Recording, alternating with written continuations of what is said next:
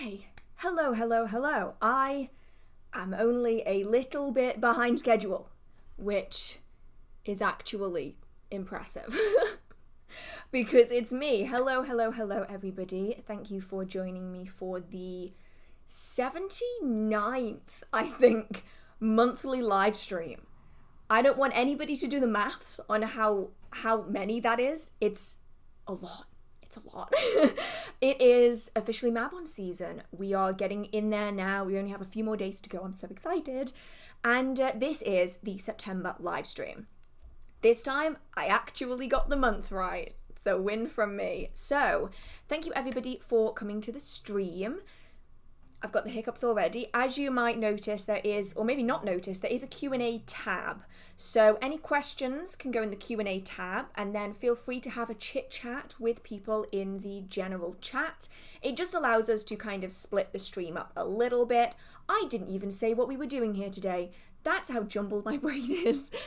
Every single month we do these witchcraft live streams where you can ask questions about witchcraft, paganism, spirituality, whatever you fancy, and we can just have a bit of a chat about different aspects of magical arts, which I find absolutely fascinating, which is why I do them, and I'm sure that many of you do too, because I recognise so many names from previous live streams. And then I was meant to go into the bit about there being a Q&A tab. I have puppy brain really bad.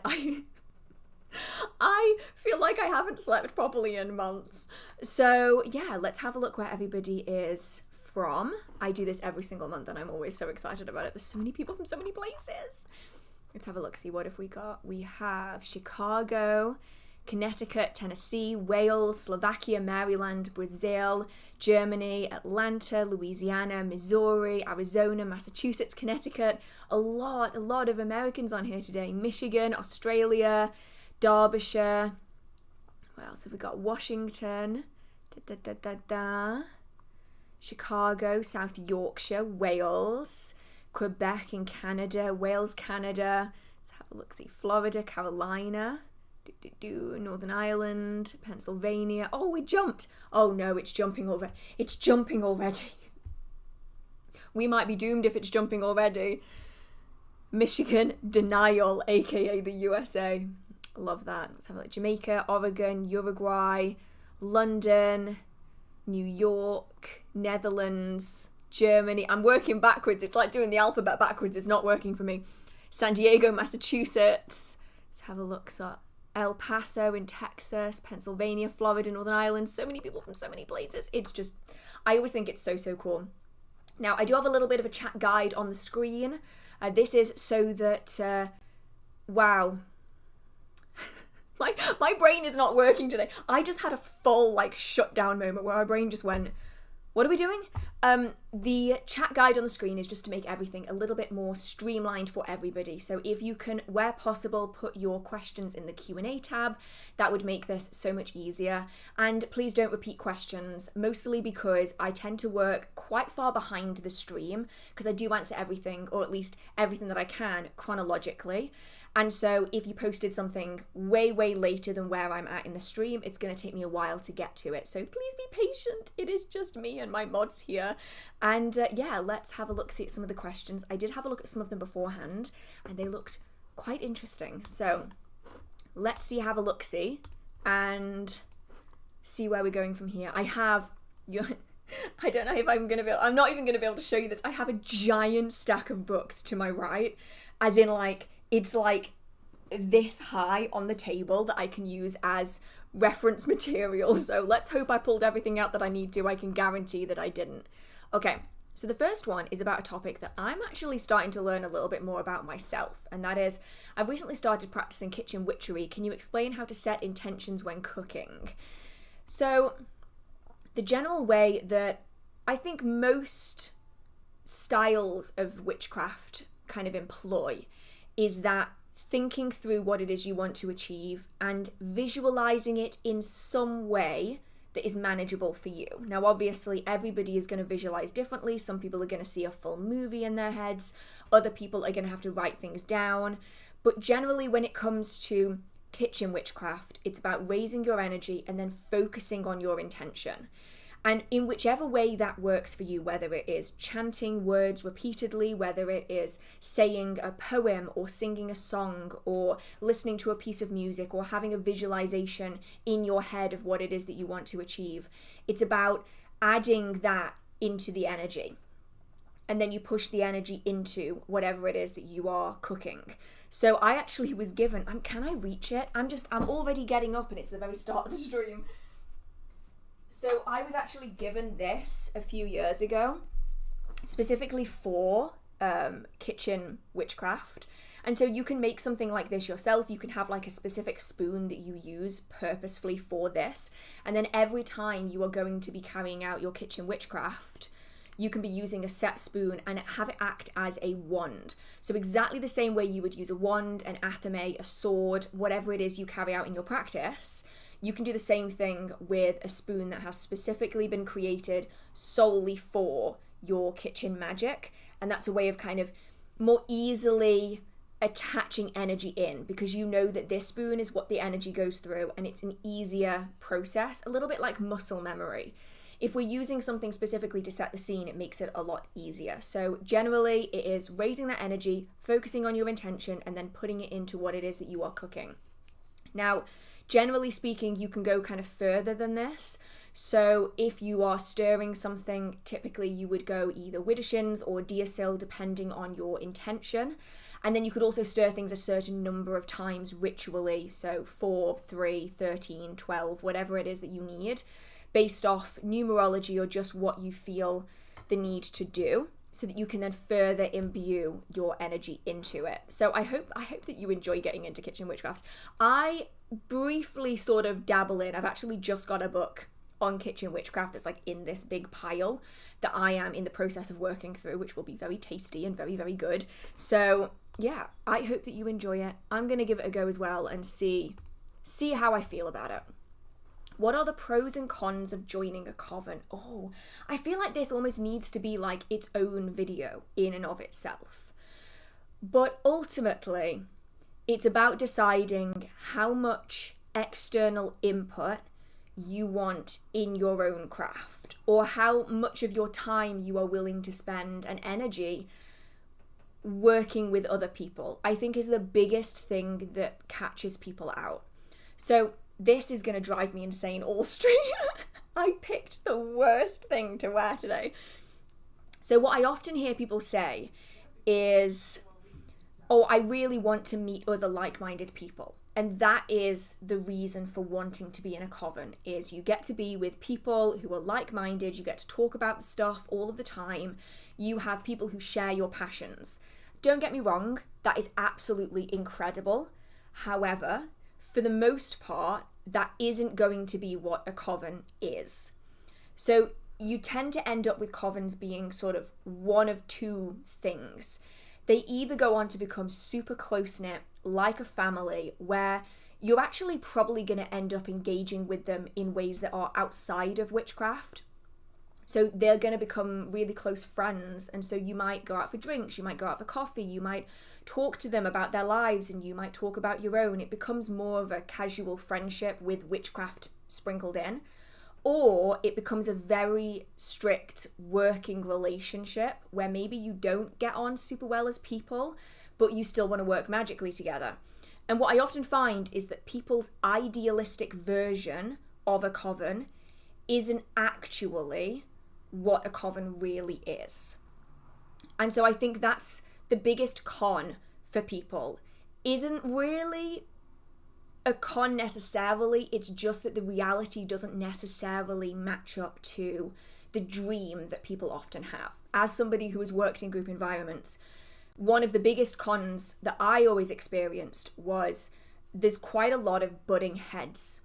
And you will often get people who are very set in their ways. That's not a negative thing. It's just when you practice solitary for a long time, you become used to doing things your own way. And then they are coming together attempting to have compromise or attempting to plan a working, and people just aren't lining up on it. And so you often find that if you're in a group where people aren't necessarily right for one another, then you get a lot of disagreements, a lot of butting heads, and things don't go necessarily the way that you would expect. Now, with that, I'm doing the cons first because there's lots of pros too.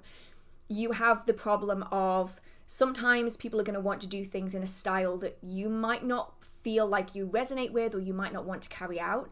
You might have people with different belief systems who want to celebrate different festivals to you, and you might not feel as though you're quite fit into that. And you may well find that certain individuals are pulling more weight than others. And this is the biggest con, I think, in my experience, is within a coven environment, you will have people at different levels of their magical practice, as you would expect. But what can happen is the people that are less experienced often don't realize that they aren't putting in as much energy because the more experienced practitioners are putting up more to balance things out. So you can often get a little bit of resentment in a way because everybody's getting an equal share of what's going in. Well, no, everyone's getting an equal share of what's coming out, but not everybody is equally putting in. Now, those are the main cons that I can think of on the top of my head. I probably will do an entire video on this when I have time to like formulate all of my thoughts. But yeah, it's a bit like a group project where, especially if nobody has been in a coven before, it can often get a little bit messy where some people are pulling their weight far more than others, and it just becomes a little bit difficult. So I think the biggest piece of advice I can give before I go on to the pros is everybody needs to be aware of what that group is going to be. So everybody should know boundaries, everybody should know how much time, how much energy, how many supplies they need to add into that group. Because that's another thing, covens use a lot more supplies than a solitary practitioner, and everybody needs to be in a position where they're able to contribute to that. Even if, say, not everybody's buying the ritual oils, somebody needs to buy the tea lights, and somebody might need to buy the mead, and somebody's going to have to find a location. Somebody might have to give up a location in their own home to have that ritual take place. It's just about being aware in advance of what's going to happen and what everybody has to add in. There are, however, lots and lots of pros. I don't want to make anybody feel as though covens are just like a terrible thing.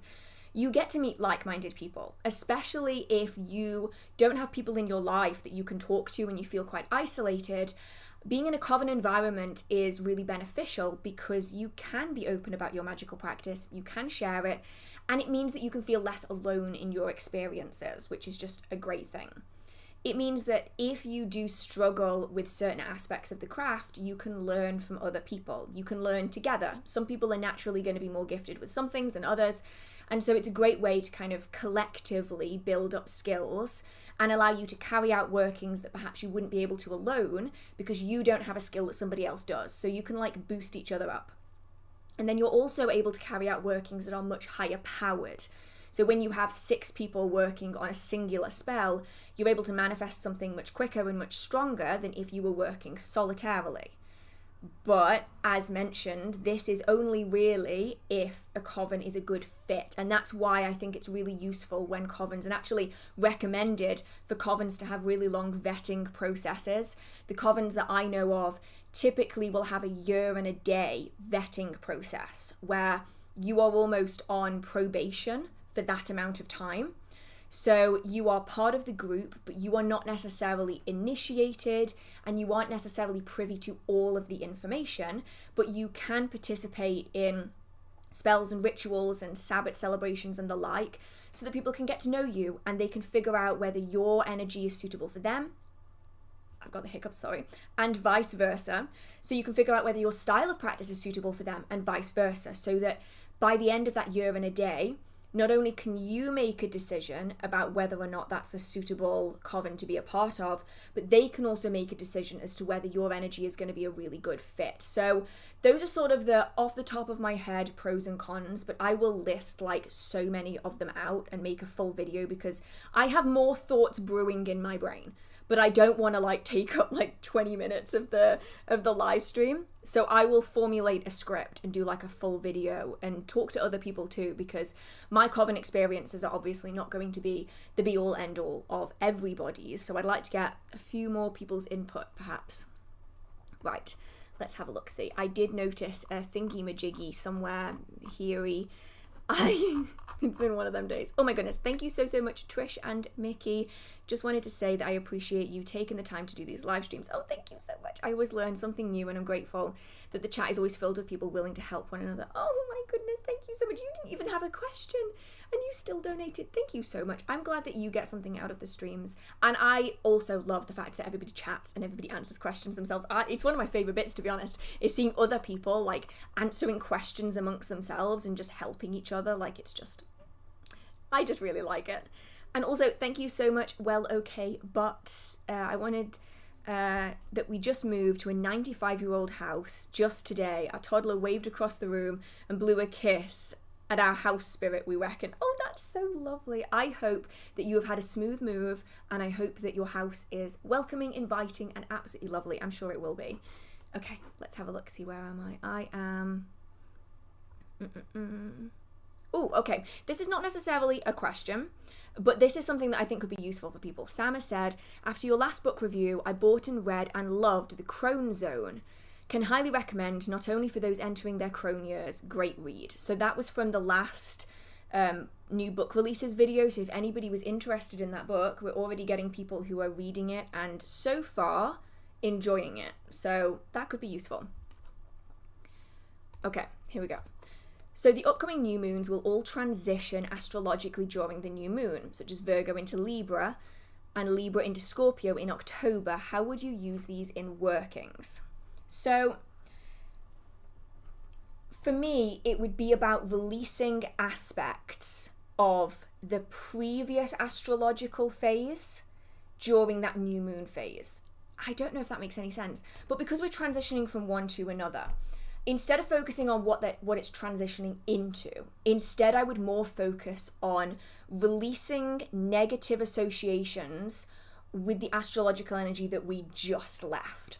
So for instance, if you're going from Virgo into Libra, I would say it's more beneficial to be trying to let go of things that you've noticed being a problem with, perhaps control, perhaps holding on too rigidly to things, you know, the very Virgo, everything has to be done in the right way, in the right place, like orderliness, very earth-based.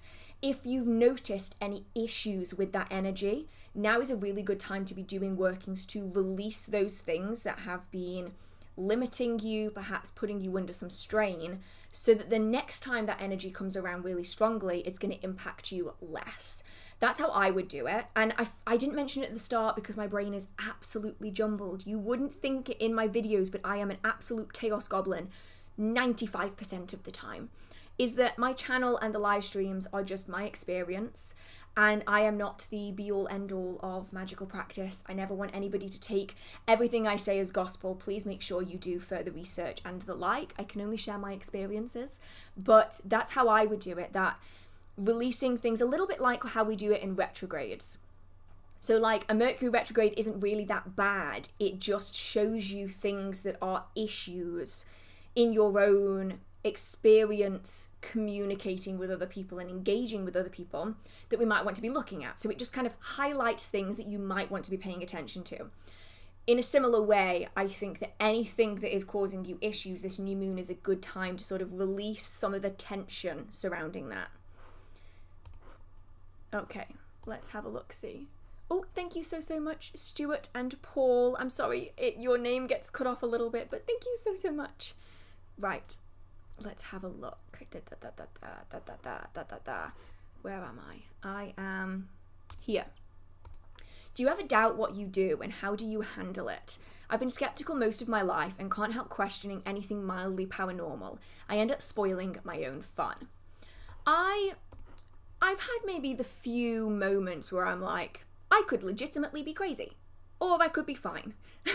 And I feel like a lot of people, especially when the general consensus is, wait, you seriously believe in ghosts? You know, when that's sort of the general outward consensus, it's fairly easy to have those moments of self-doubt. The thing that always kind of grounds me back, just in life in general though, is, and so what if it isn't real? I think that's the question that's really useful to answer sort of in yourself is, well, so what if it isn't real? If what I'm doing isn't hurting me or anybody around me, if my experiences aren't negatively impacting society or the world as a whole, if I am getting joy and pleasure out of learning about it, out of reading about it, or practicing something, then ultimately, whether something is real or not doesn't really matter as long as it's still benefiting your life. Now, obviously, if something is negatively impacting your life, so say for instance, reading tarot, if you've reached the point where you are doubting tarot, but you're also allowing it to completely control your life and you are pushing people away because they are coming to you and they're saying, you know, this obsession with the tarot isn't healthy for you, then that is a negative thing. But if you are doing things in a very measured way, if you're staying very grounded, then I don't think there's all that much issue if it turns out that ghosts aren't real. But I do think that it's my experience with general people, that sounds really derogatory, but I mean like people outside of the community, is that on face value, it's, are you believing ghosts? Seriously? Or it'll be, wait, so you believe you're actually a witch?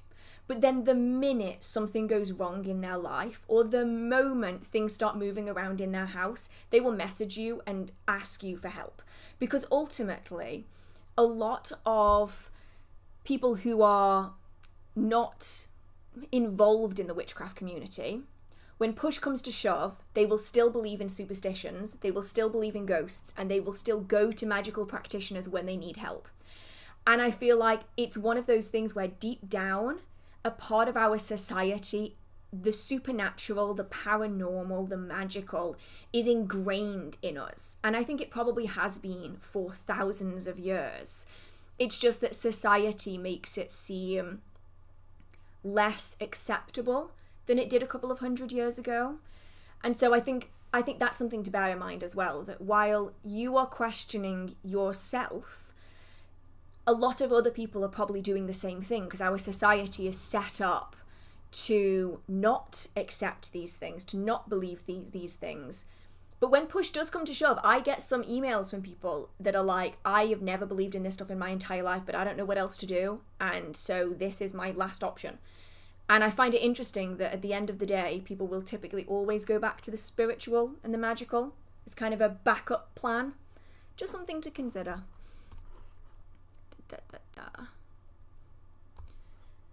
I liked your review of Psychic Witch. Have you read Matt Oren's book, Psychic Art of Tarot? I actually haven't, no. So I am trying my best to work through my to be read pile. Now, I say that knowing that I literally just bought some new books, so I'm not doing super well on that front, but I'm really trying to not kind of go bonkers with new books. So because that one isn't in my collection, I have not read it yet, but we will see what happens as I progress through my to be read pile. I just have, to put this in perspective, approximately 380 books are in my to be read pile right now. I can't really be getting any more. I mean, I did recently, but like I'm trying not to. So what did you buy? While we're here, I may as well grab them. Now I'm including these in my next video, which is coming out either tomorrow or Friday. So I'm not going to go like super in depth in them here for that reason. Now, downside is, of course, I put them as the bottom books on this giant pile. That is my chair squeaking. I promise I've not developed a squeaker. Right, let me just grab all of these and try not to drop them.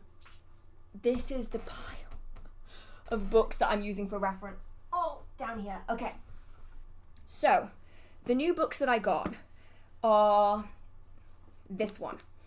This is Britain's Folklore Year by Mark Norman. This was one of the new releases for September. I went to a National Trust place the other day, found this. Really, I'm enjoying it so far. I'm just over a quarter of the way through so far. Oh, sorry, that was dead loud. That probably peaked the mic. Really like this one. This is my current read. I then got this one, which is The Witch's Forest. This is one of the Kew Garden books. I already have one of these in my collection, but this is the one about trees specifically. So there's kind of loads of imagery inside. So cool. Really enjoying kind of flicking through that one. That's going to be next on the list. The other ones that I got are kind of mostly curiosity books. So the first thing is this giant box set of these books. I have some of the Sabbath original books already, but I wanted to kind of mix up my spiritual practices around the Sabbats a little bit. As you can see, I've not even opened this yet, so I still need to work my way through these. But I decided to finally get the entire collection because it's so much cheaper to get the entire collection than to buy them all individually. So I decided to give that one a go out of curiosity's sake. And then the Kitchen Magic book is this one. This is another one that's a new release for September. This is Kitchen Magic by Laura May, 65 Enchanting Recipes and Rituals for a Cozy Witchy Kitchen. Now, I mentioned earlier that I'm like starting to look into kitchen magic, and I was just intrigued by all of these. I think they just look absolutely delicious. And so I'm going to work my way through this book and like actually work my way through it. Like I really want to try and make everything in this book, which I find quite unusual for a kitchen book, like a cooking book. I usually look at it and go, I'm only going to use like 5 of those. But this time I'm really going to give it a go. So those are kind of my current ones. And I don't really want to be getting any more because I don't necessarily have the space for it. Right. Let's have a look-see. Oh, this one is juicy. This one's really, really juicy. Oh dear. Okay. Would you say that all psychics that we commonly see on social media and that charge lots of money for readings are con artists? Okay. Oh, this is juicy. Okay. I suppose the easiest and the quickest answer to this, just straight away, is no. I don't think that they all are con artists. If anything, I would say that extremes of any kind lead to the potential for con artists. Now, I find it really interesting. I did a video about fake readers about a couple of years ago now, maybe like 2 years ago. The comments on that video are filled with people being offended. And I get it. Some of them might have hit a little bit close to home. But it's not that all of these things that I mentioned in that video would make somebody a con artist. It's if multiple of them are grouped together in one person that seems really strange. And so what I often find is there are lots of signs that somebody could be a con artist or could be a fake, but you need further context. That was what I was trying to get at in that video. I totally get if people are offended if they carry out some of these things and they're being accused of being a con artist when they're not. Totally understandable. I think what I really want to say in this though is any of the things I'm about to mention don't make you a con artist by themselves, right? It's when it is in connection to other things and when there's other aspects in play that might lead people to believe that or might show that there's something dodgy going on here. So I think social media tarot is not necessarily a con, but it is very generic. And I also do tarot readings on Patreon, and you can only do them for the kind of general collective. You're never going to get super duper specific in a general community reading. It's just not possible because you don't have that person in front of you. You aren't connecting with their energy in any way. So you can only do kind of an energy reading for the time period. And then it's about people taking it as and how they see fit. But if we're talking about social media readers who then also do private readings that are crazy, crazy expensive, they could be a con artist, or they could simply be charging for their time in a way that people don't necessarily expect. I would say the biggest signs of somebody being a con artist, and again, please, please, please, please don't take offense at these if you do one of these things or two of these things. It's not about the individual things, it's about the wider context of them.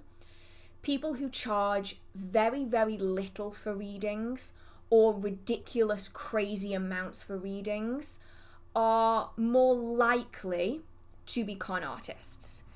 Now, it's a little bit like fast fashion. The picture that you see might not necessarily be what you get. So just kind of to bear that in mind here. Now, when you're just getting started doing tarot readings, you're probably going to offer readings for free. Absolutely nothing wrong with that. When you're just starting to charge for readings, you're probably not going to be charging a large amount.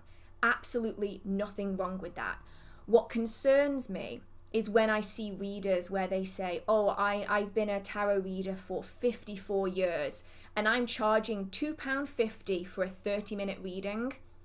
That does not seem realistic to me, because if you have that much experience, I'm going to assume that your books are pretty full.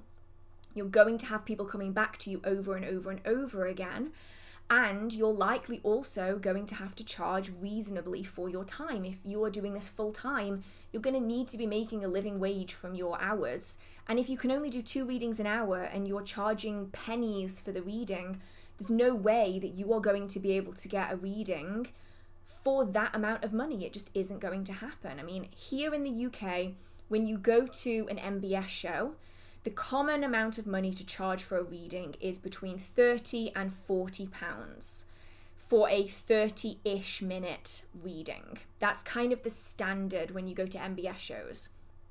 If you're finding somebody is charging £4 or £5 for a 30-minute reading, you have to kind of extrapolate out how much they're going to be earning in an hour. Because if they're not going to be earning a living wage and they're doing this full time, that then leads me to question, are they doing the readings or are they just randomly generating a reading to send to you and it isn't actually anything to do with them doing the reading?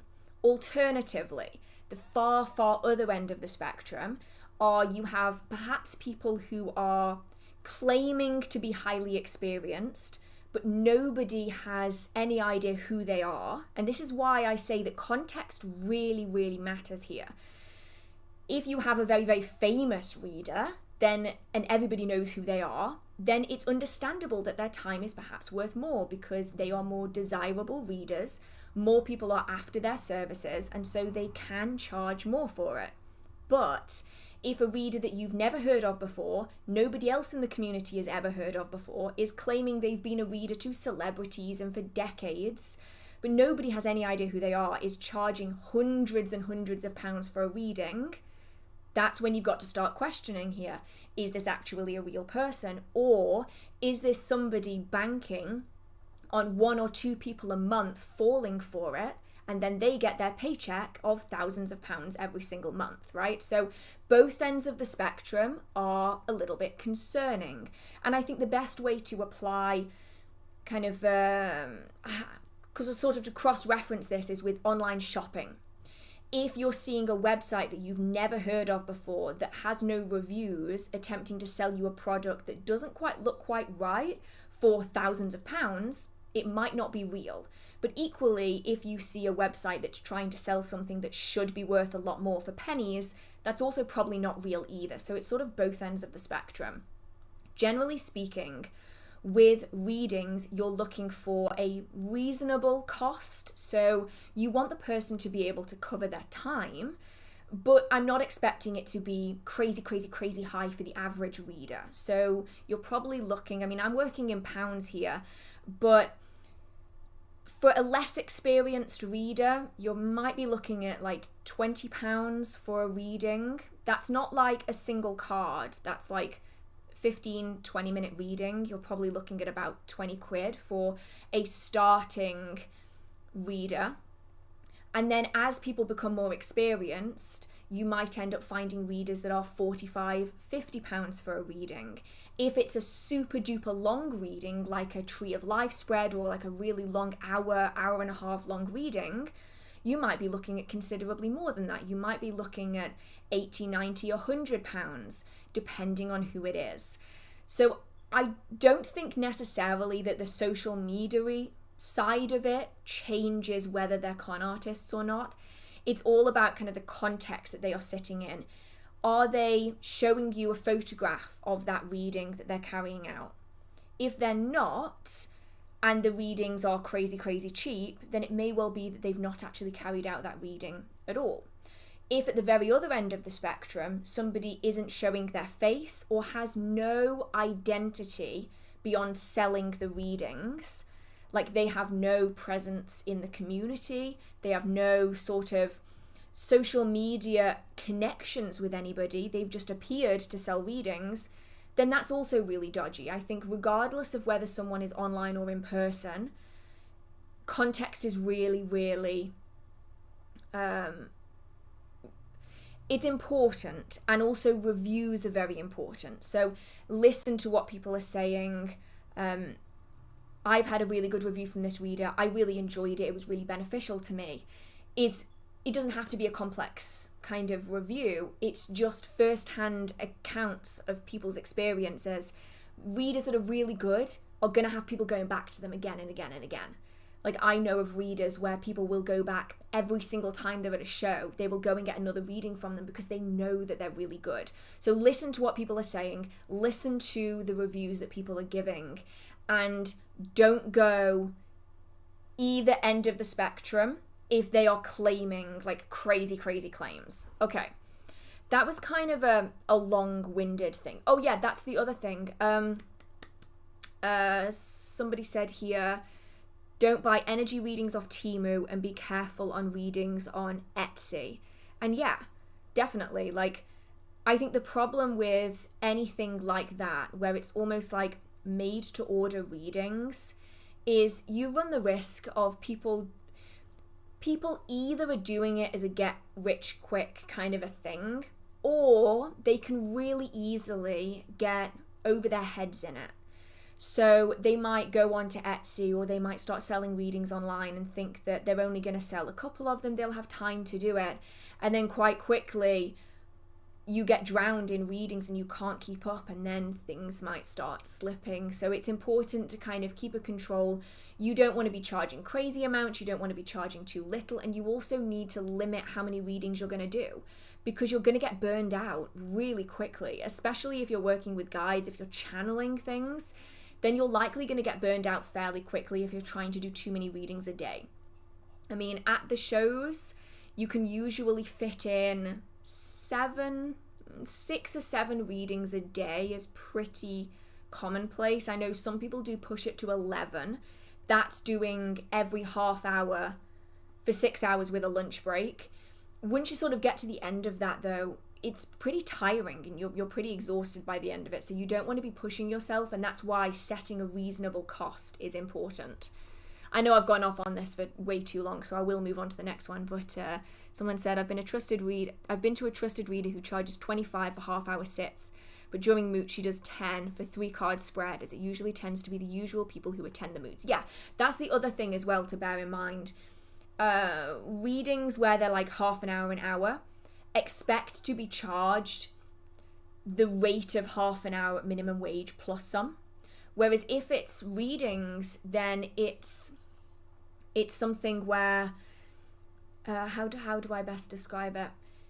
They're often done on like £1 per card, or they could be done it's a donation based system, because it's almost like little taste of what you're doing, and then it can get people to come back again. Yeah, that's kind of what tends to happen with, like, when you're at a show and they're doing like single card draws for people. It's often kind of like a little taster, and that's not something to be concerned about. That's something that typically does happen, especially at big shows. Okay, next one. Right. Oh, I already kind of answered this one. Any book recommendations? Yeah, mostly it is that, well, I mean, the Kitchen Magic book looks really good, but mostly the Britain's something year. I forgot what it's called, the one by Mark Norman. That one is really, really good. Like, I'm going to see if I can pull it out without knocking everything onto the floor. I nearly knocked everything onto the floor. Yeah, like this one, Britain's Folklore Year. So far, I'm really, really enjoying it.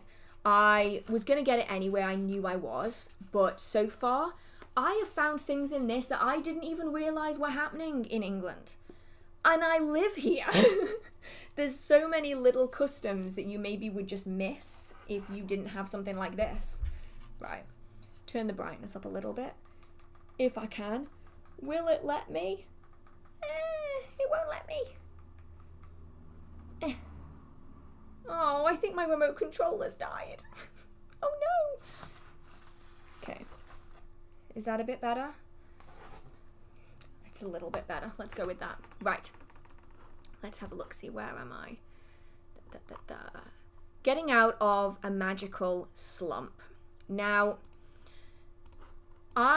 we almost always have this question in the live streams, and that's not a negative thing. I just want to say that's not a negative thing. It's something that so many people experience that I feel like I almost want to not call it a magical slump, and I almost just want to call it life.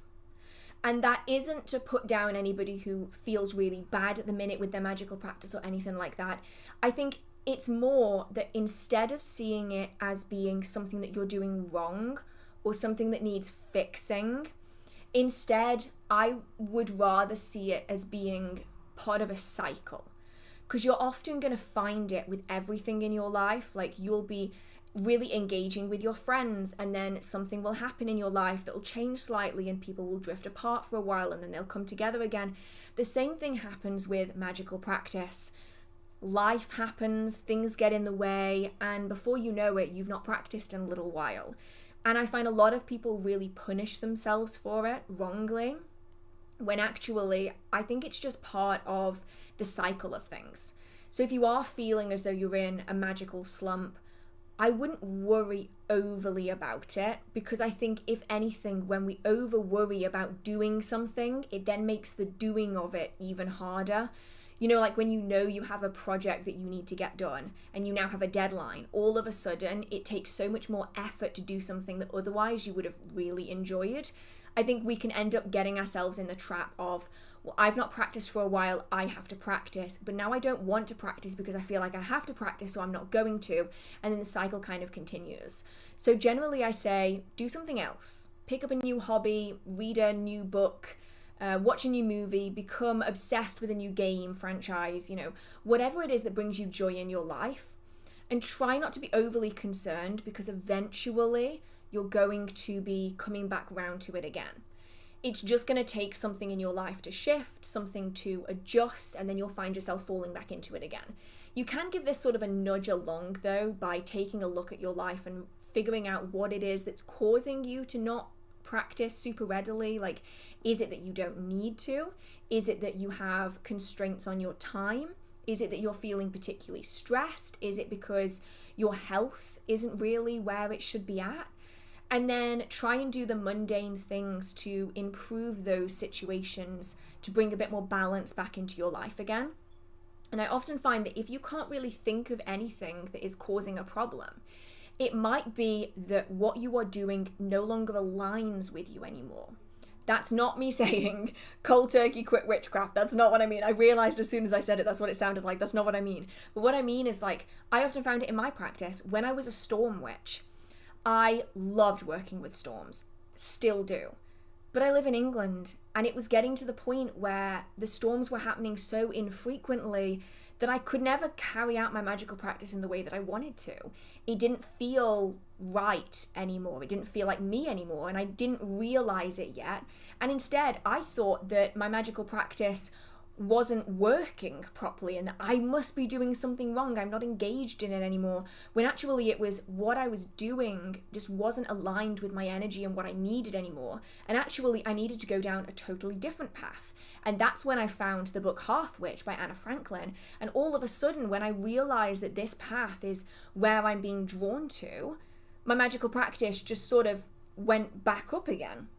And I find that a lot of the time when there's like an imbalance somewhere, that often causes a dip. So you might want to be really reining your practice back into the real basics. Get back to what it is that is at the core of your craft. Spend time in nature, connect with the natural world, connect with the spirits around you if you feel drawn to that. And maybe try picking up a book in a field that you have never read about before. Whether that is astrology, kitchen witchcraft, lunar magic, something, so that you can find something that more readily resonates with you. And I think this happens a lot more often than people maybe talk about. And I say that because so many people come into the streams with the same question, that if some people are talking about it, there's got to be hundreds of more people in the exact same situation who don't say anything to anybody. And so I can say quite happily in my practice, I've changed my style of practice 2, 3, 4 times, I want to say. So I started with Wicca, and then when that I started to not feel like I wanted to practice anymore. And it wasn't because I didn't want to practice, it's because the practice that I was doing just didn't really make any sense for me. And then I moved on to elemental magic, and that worked great for a while, and then I just sort of realized I wasn't practicing anymore, and it's because it didn't really resonate with me anymore. So then I switched to storm magic, and it is about allowing yourself to evolve. And I think that sometimes these dips in your magical practice are often the point where your magic and your energy is telling you that it's time to evolve. So back into the natural world, find balance in your life again so that then you can come back into it better and stronger. Right, let's have a look, see. Where even am I? Do you have a fireplace? And if so, do you do workings with it? Oh, I so wish. So this house should have fireplaces. This wall right here, this is actually sticking out. So like that section there where the bookcase is where the wall actually is. This is the fireplace. They took all of the fireplaces out. They took them all out and they boxed them in and they made smooth walls. If anybody knows me in person, you know I viscerally hate it. I viscerally hate it when people take historical period properties, they strip out all of the features and make it look like a modern house. I'm sorry, if I wanted a new build, I'd have bought a new build. I don't want a new build. That's why my house is several hundred years old. I don't get it. I firmly agree with that woman on TikTok that had like a full-on like meltdown at the fact that people are buying old houses and making them look new. If you want a new house, buy one. Okay. There we go. That's my rant over.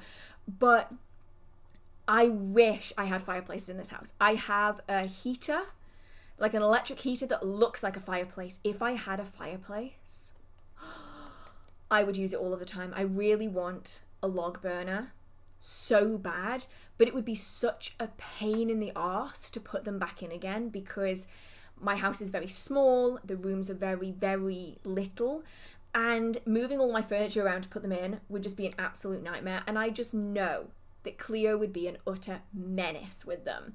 So I do have a fire pit in the back garden, actually, but I don't use it.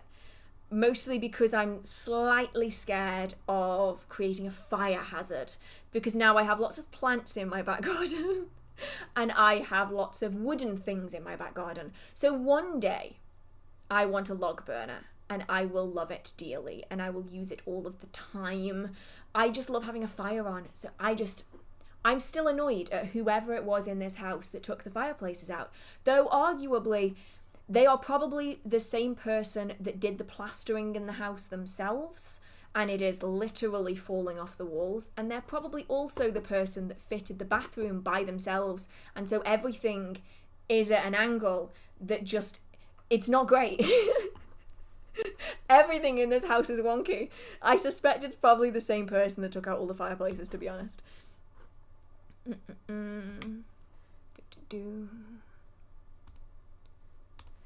Haven't been here for a while. I'm so glad to catch you live. Oh, I'm so glad you're here. Do you have a favourite benign spirit to work with? Spirits, brownies, that sort of thing. Sprites, brownies, sorry, should I say, that sort of thing. And do you consider them house spirits? So I really enjoy Brownies. I think their energy is really, really lovely. I actually haven't, thinking about it, I haven't seen my brownie in a while. I say my brownie, but the brownie that lives in the house. I have not seen him in a while. I wonder where he's at. I really enjoy working with Brownies. But I'll be honest, the most common spirit that I work with are Servitors. That's typically like where I resonate the most at the moment. But my favourite outside of that would be Brownies. I absolutely love them. I think they are the sweetest spirits. I'm not going to say I work with them because it's not really a working relationship, but I do also really love shades. I love them being in the environment. I don't know what it is. There's something about their energy that's just so lovely that if there's a shade in a home, it just feels homey. And I don't know if that is because my family home when I was growing up had a shade in it. And so for me, when there's a shade in a property, I'm like, oh, cozy. I like this. This is nice. So maybe that's just me just being a little bit weird. And I realized wearing red lipstick on a live stream is like a recipe for disaster. By the end of the stream, I could slowly start looking like the Joker. Like it's going to start like smearing up here. It might happen genuinely. It would not be the first time that I have done something like that. Right. Let's have a look-see at where I am. Okay.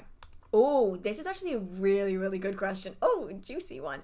I would like to create my own servitor to help me with protection, and I was wondering what's the worst thing that could happen when you create one and things go wrong. I'd like to be ready. Okay.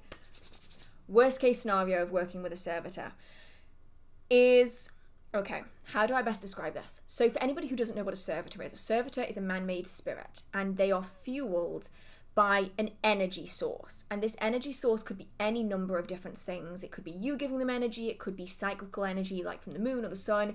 It could be a set amount of energy given to them at the time of their creation for them to do that job. And then when that energy is kind of gone, then they cease to exist.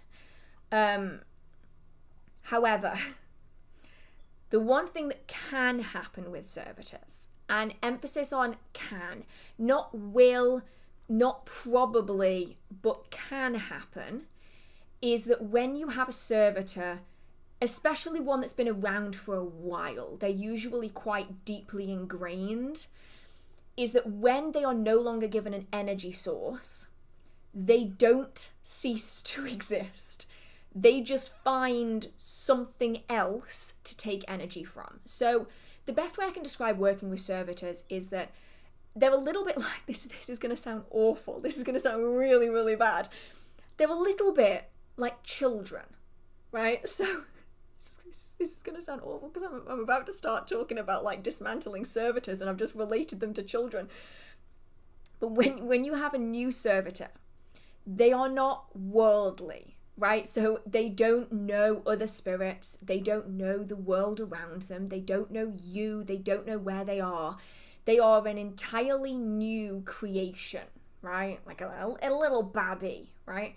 And so when they run out of energy, they don't really know where to get the energy from. And so they cease to exist. They just dismantle themselves, basically, which is fine as a technique for a short-term servitor. But servitors that are very long-term, so I'm talking like 10 years, I mean, maybe less, maybe like 5 upwards, they are more worldly. They are aware of where energy comes from. They are aware of other people, other places, other spirits, other stuff. And because of that, if you are relying on dismantling that server by just removing its energy source, they can run the risk of finding an alternative energy source. And that means that if you don't have any other way of dismantling them, you're kind of screwed, because that shouldn't really be your singular, relied upon technique for dismantling a long-term servitor. And so it's always good to have a backup option in place that you can use. Now, the times where I see this most often are in homes. Specifically homes of practitioners who have died, and there's been nobody in that home who knows how to dismantle a servitor, or probably even knew that a servitor was even there to begin with. So the practitioner dies, the servitor might be 10, 20, 50, 70 years old, is fully aware of how to get alternative energy. And then you start getting a new person moving into the house. Their energy is draining really quickly. They're exhausted all of the time. They've been to the doctor. There is no problem. They're having nightmares. They're having all of these things that you would typically associate with something like a demon, poltergeist. Things are moving, activity is happening. They think they've got a haunting, when in reality they've actually got a servitor that's really, really annoyed because the person who is giving it energy isn't giving it energy anymore, and now it's going through other things. So that really is worst case scenario in my experience when it comes to servitors. For the most part, you're probably not going to have that experience because, and I would recommend, if you're going to have lifelong servitors, to have some information left behind, some records for how somebody else can dismantle it. Or make sure that you have somebody in your life who's willing to do it for you, even if they don't understand the practice that you are carrying out, so that that doesn't become a problem. Now, it's not super common. I mean, you are talking about reasonably old servitors. Most people don't have servitors that go on to be like 40, 50 years old, you know. But the older a servitor is, the more aware they are, and the more likely they are to start pushing back, you know, sort of like how a teenager pushes back against boundaries. You know, they're going to start pushing the limits of what you are going to let them do, and so it's important to bear that in mind. Now, that's worst case scenario. For the most part, you're not going to have any problems, but I would recommend having secondary options. So I'm going to use this as an example. This isn't actually what this is. So what I'm going to, it doesn't really help. What I'm going to show you is a clay disc. This is not a servitor disc. I'm just using it as an example. So one of the techniques that I like using for servitors is to create a name for them.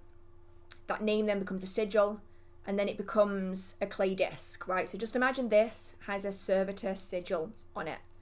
This is then tied to the servitor, right? So if you need to summon that servitor, you take your disc, you charge it, and you say their name over that disc and request them to come back to said disc, coming back to their home base, so to speak.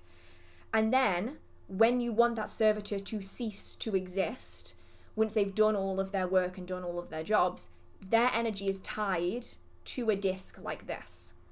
You snap the disc, you bury it in the ground, and that servitor no longer exists. You're not having to rely on wow, my brain just did a full buffer. You're not going to have to rely on removing its energy source if you do something like this. Now, the one thing to bear in mind though is if you want a servitor and you want them to be like I need you right now, but I don't need you right now, but I'm going to need you later, don't get rid of this. Like, don't destroy this. Instead, you would say like, you are going to be housed in here until you are needed again. And then once their job is done and their energy runs out, they then resort back to being a servitor inside a spirit vessel like this. And then when you then need them again, you would recharge them again, give them more energy to go and do what they need to do, and then they can come back to the disc again. When you finally don't need that servitor anymore, then you would be breaking the disc. It's just about figuring a technique that works best for you. This is the technique that I've always used with the discs. I just really enjoy using that technique. This is not a disc for that though. This is just a charging disc. But I find that to be the best method to avoid something like that from happening. I've only encountered it a couple of times, 2 or 3 times. It's not super duper common, but yeah, they become almost like an energy vampire in a way. They become a drain, and that could be messing with the electrics, that could be draining it from a person, that could be destroying the land around the property, because they need energy from something and they are getting it from whatever they are able to access. That's when it can become a bit of an issue. Let's have a look, see. I'm just going to read some of the messages here because I don't want to lose them. How you interpret shades is so interesting. Generally, people are terrified of them. I have noticed that too, and I think more than anything when it comes to shades, it is the way they look that freaks people out more than anything else. They see shadow with basically no features and they go demon. When in reality, I think most people, and this might be a bit of a sweeping statement, but I think most people would have experienced the energy of a lesser demon and not even realized it, because they are not the stereotype that so many people put on spirits. And I think that shades get a bad reputation because of that. And also people conflate shades with figures like the Hat Man, when I don't personally consider them to be one and the same. I consider them to be very similar in appearance, but they don't have the same behavior and they don't manifest in the same way personally. And so I think that also gives them a bad reputation. Let's have a look-see.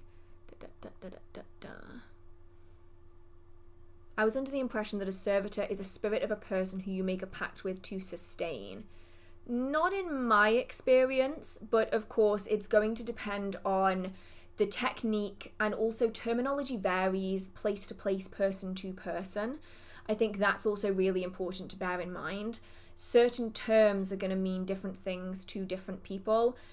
I can only say that the people that I know of in my practice and everything that I've experienced myself, a servitor is a man-made spirit rather than something like a familiar that is a pact that has been created that can be done with a human or non-human spirit that has a give and take. So sometimes it's energy, sometimes it's time, sometimes it's things that they want you to do for them. And if either of those parties does not sustain that pact or that contract, then it ceases to exist and they move on and do their own thing. So that is something that I think there's a lot of crossover, because servitors can also be familiars. There's like a even more crossover there. Let's have a look. See, demons are okay to work with. Yeah, I've always found this, right? So there's certain topics in the magical community that are no-goes. Like, they are, don't talk about love spells, don't talk about the left-hand path, don't talk about black magic, and I'm saying this in quotations for anybody who's not looking at the screen. Don't talk about anything negative, don't talk about demons. We don't work with demons, we don't work with the devil, don't talk about the devil here. And I think that it has such a negative impact on the community. I mean, anybody who's been here for a while knows my stance on learning about things. You can learn about something without having to do it yourself. You know, like, there's nothing wrong with learning about negative, baneful magic or cursing or demons. There's nothing inherently wrong with doing that. And at the end of the day, you might find that once you have learned about that, your opinions on that topic are totally different. I mean, so many people I've spoken to personally where demon is a word that they associate only with really serious negative energies. And while that can be the case in certain situations, in certain contexts, it's one of those things where individuals are going to be very different. There are demons that are very, very positive to work with and can massively help you in your life. And people have great pleasure working with demons. And there are others that are not super nice, kind of like people. But I find, interestingly, actually, things changed in 2020. But prior to 2020, demons were negative and fairies were always positive. Any conversation you had with someone about the fair folk, it was, oh, this is great, this is amazing. I only had one conversation with one person. One of my friends who works really, really closely with the fair folk was really the only person that I'd spoken to that was very realistic about them in a way that I'd experienced. So I just find it interesting how people are they have very black and white thinking on spirits specifically. Oh yeah, I started the stream. I've got the hiccups again. I set the stream an hour earlier because I am knackered by 11 o'clock every single night. It's the bonus of having a wee little dog babby, is that I'm exhausted all of the time. Right, let's have a look, see. Where am I? What are your favourite fiction books? Ooh. Okay. I read very, very cliche fiction books, right?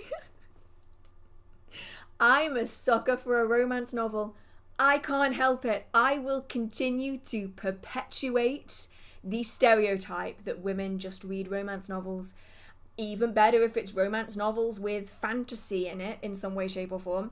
I just love a good romance novel. Give me a cute story with a happy ending and I'm all for it, because the world is miserable enough as it is. We don't need any more of it. So at the minute, my favourite author is Ali Hazelwood. I'm reading all of her books again. Absolutely love that. I will say, please don't read them if you are under 18, okay? Because while they are cute, adorable romance novels, they do contain other aspects of romance, and so I don't want anybody to be picking them up not expecting that. But yeah, it's I'm fulfilling the stereotype, and I'm here for it. Right, I tried reading the classics. I've tried reading Pride and Prejudice. I can't do it. It's too wordy even for me. It's too wordy. Let's have a look-see here.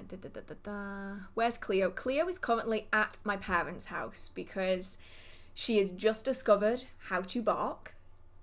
That was interesting yesterday. She has been as silent as a mouse for the entire time we've had her. And yesterday she has found her voice. And so we realised I can't film when she's here doing that.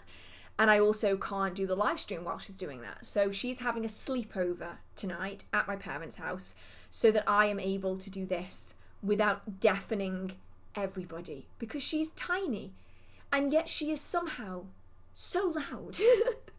It's honestly impressive how such a voice is on a little tiny puppy like that. So yeah, she's having a sleepover. She's having the time of her life. My dad absolutely loves her. He just plays ball with her all of the time, and she's obsessed. So she's all good.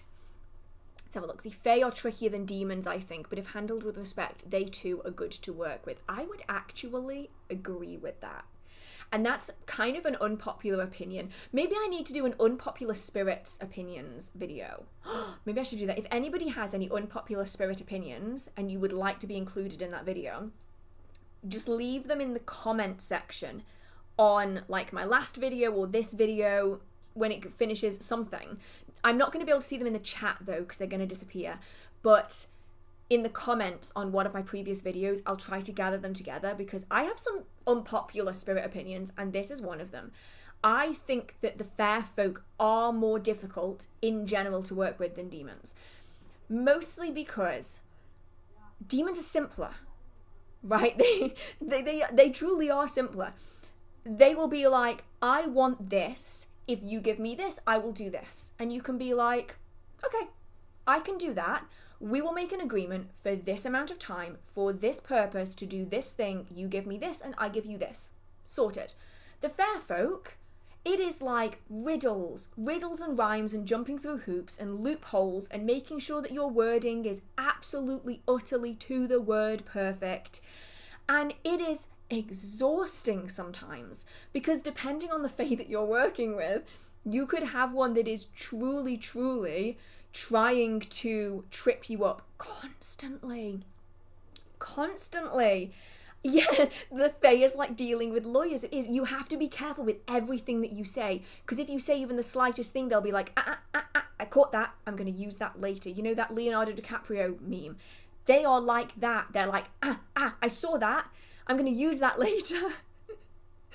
And so, yeah, their rules are totally different. I find that demons' rules are a little bit easier, because they're not constantly trying. Then it's not like word games. It's not word games. It's fairly, for the most part, reasonable. If you can find an amazing fae to deal with, they are wonderful to work with. I don't want to disrupt anybody's plans on working with them. You do just have to be aware of what you are getting into, especially if you find one that are very loopholey. Like, you have to listen to everything and you have to be aware of everything, because like you'll hear like a phrase, you'll like get the information, and it's only afterwards when you're like, wait, there's like 7 loopholes in that. Why did I not notice that wording is really weird? It's so difficult sometimes. Let's have a look-see. Do you know of any rituals or spells that would give me more energy? I have chronic fatigue. I've tried all standard medicinal help. So I would say things... It's difficult because everybody is going to resonate with energy differently. So some people would say, oh, carry some Moldavite, if you can even find any real Moldavite anymore. It's so hard to find. That'll give you loads of energy, but then other people will be like, no, don't even do that. It's going to make you feel awful and you're never going to want to do anything ever again. So many people have so many different reactions to high energy. So I would say maybe start with charged quartz. It's quite neutral. It's not overly difficult to obtain, and it's good to kind of give it a test out with different energies to see what works really well. So charge it in moonlight, charge it in sunlight, charge it during certain elemental events, and then carry it with you and see if it does have an impact. Some people find that they resonate more strongly with certain energies than others, and it's a way of giving you trial and error with different types of energy to see what works best for you. Because some people are not going to feel the effects from lunar energy, but they might with solar energy. They might really love storms and maybe not love sunshine. And so having that in one object that's easily accessible can give you sort of the trial and error. But I would love to know if anybody has their own practices that they carry out for this that can give a little bit more information.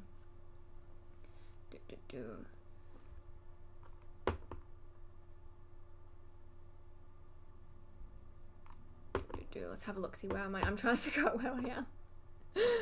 And I don't know where I am. I'm on the wrong tab, that's where I'm at. I'm like, where have all the questions gone? And then I'm like, oh, I'm on the wrong tab, that's fine. I'm not daft.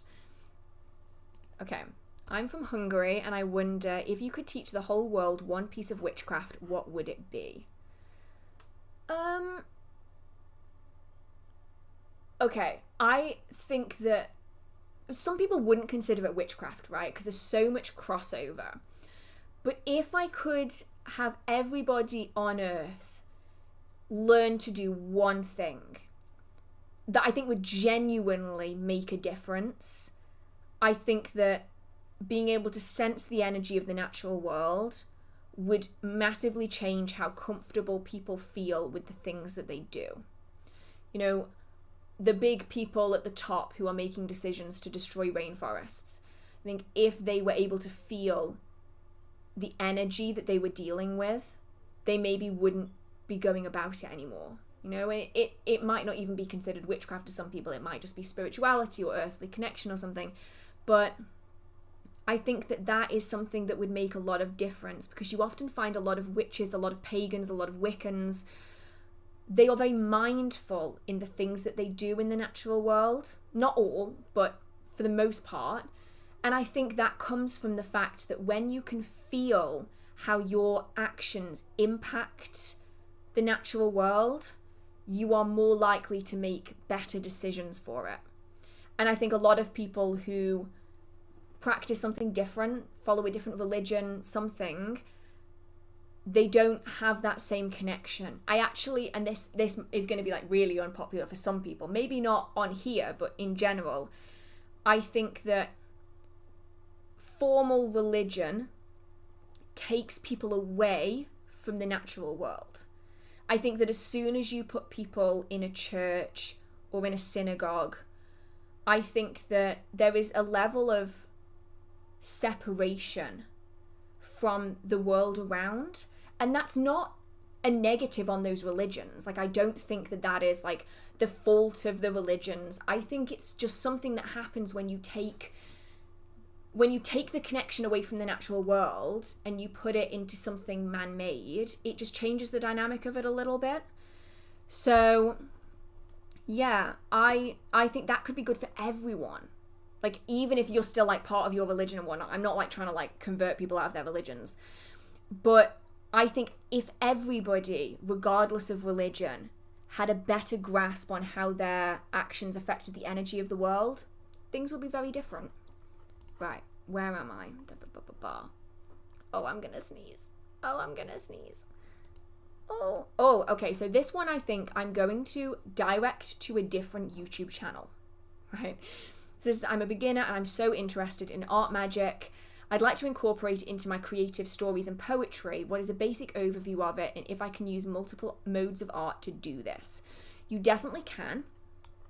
I would actually say that you would enjoy the content. Oh my goodness. Let me see if I can remember, because I don't watch stuff. Here we go, Molly Roberts. So Molly Roberts is an art witch, an author, a magic maker, and a rainbow mancing nature devotee. Their channel on YouTube is Molly Roberts. And I remember when I used to watch kind of witchy YouTube a lot, them doing some really, really incredible art magic style content. And I do believe that they've also published a book on art magic, which I will double check just to make sure. I don't want to be saying that somebody has done something that they haven't done. Let me just double check. Art magic, how to become an art witch. Is this it? Yes, art magic, how to become an art witch and unlock your creative power by Molly Roberts. So I would say that they are a far better channel to be learning from here, because it's not something that I really incorporate into my practice, but I know that they really, really do. So I would go and check out their channel for that, and hopefully you can get some really good information off there. Okay.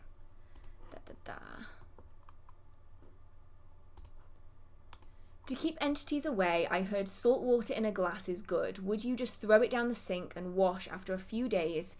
And how would you remove the negative energy buildup in the glass? So, ultimately, how do I describe this? It's within protection style magic, and I do talk about it a little bit more in a video I've literally just filmed, so I don't know when that's coming out.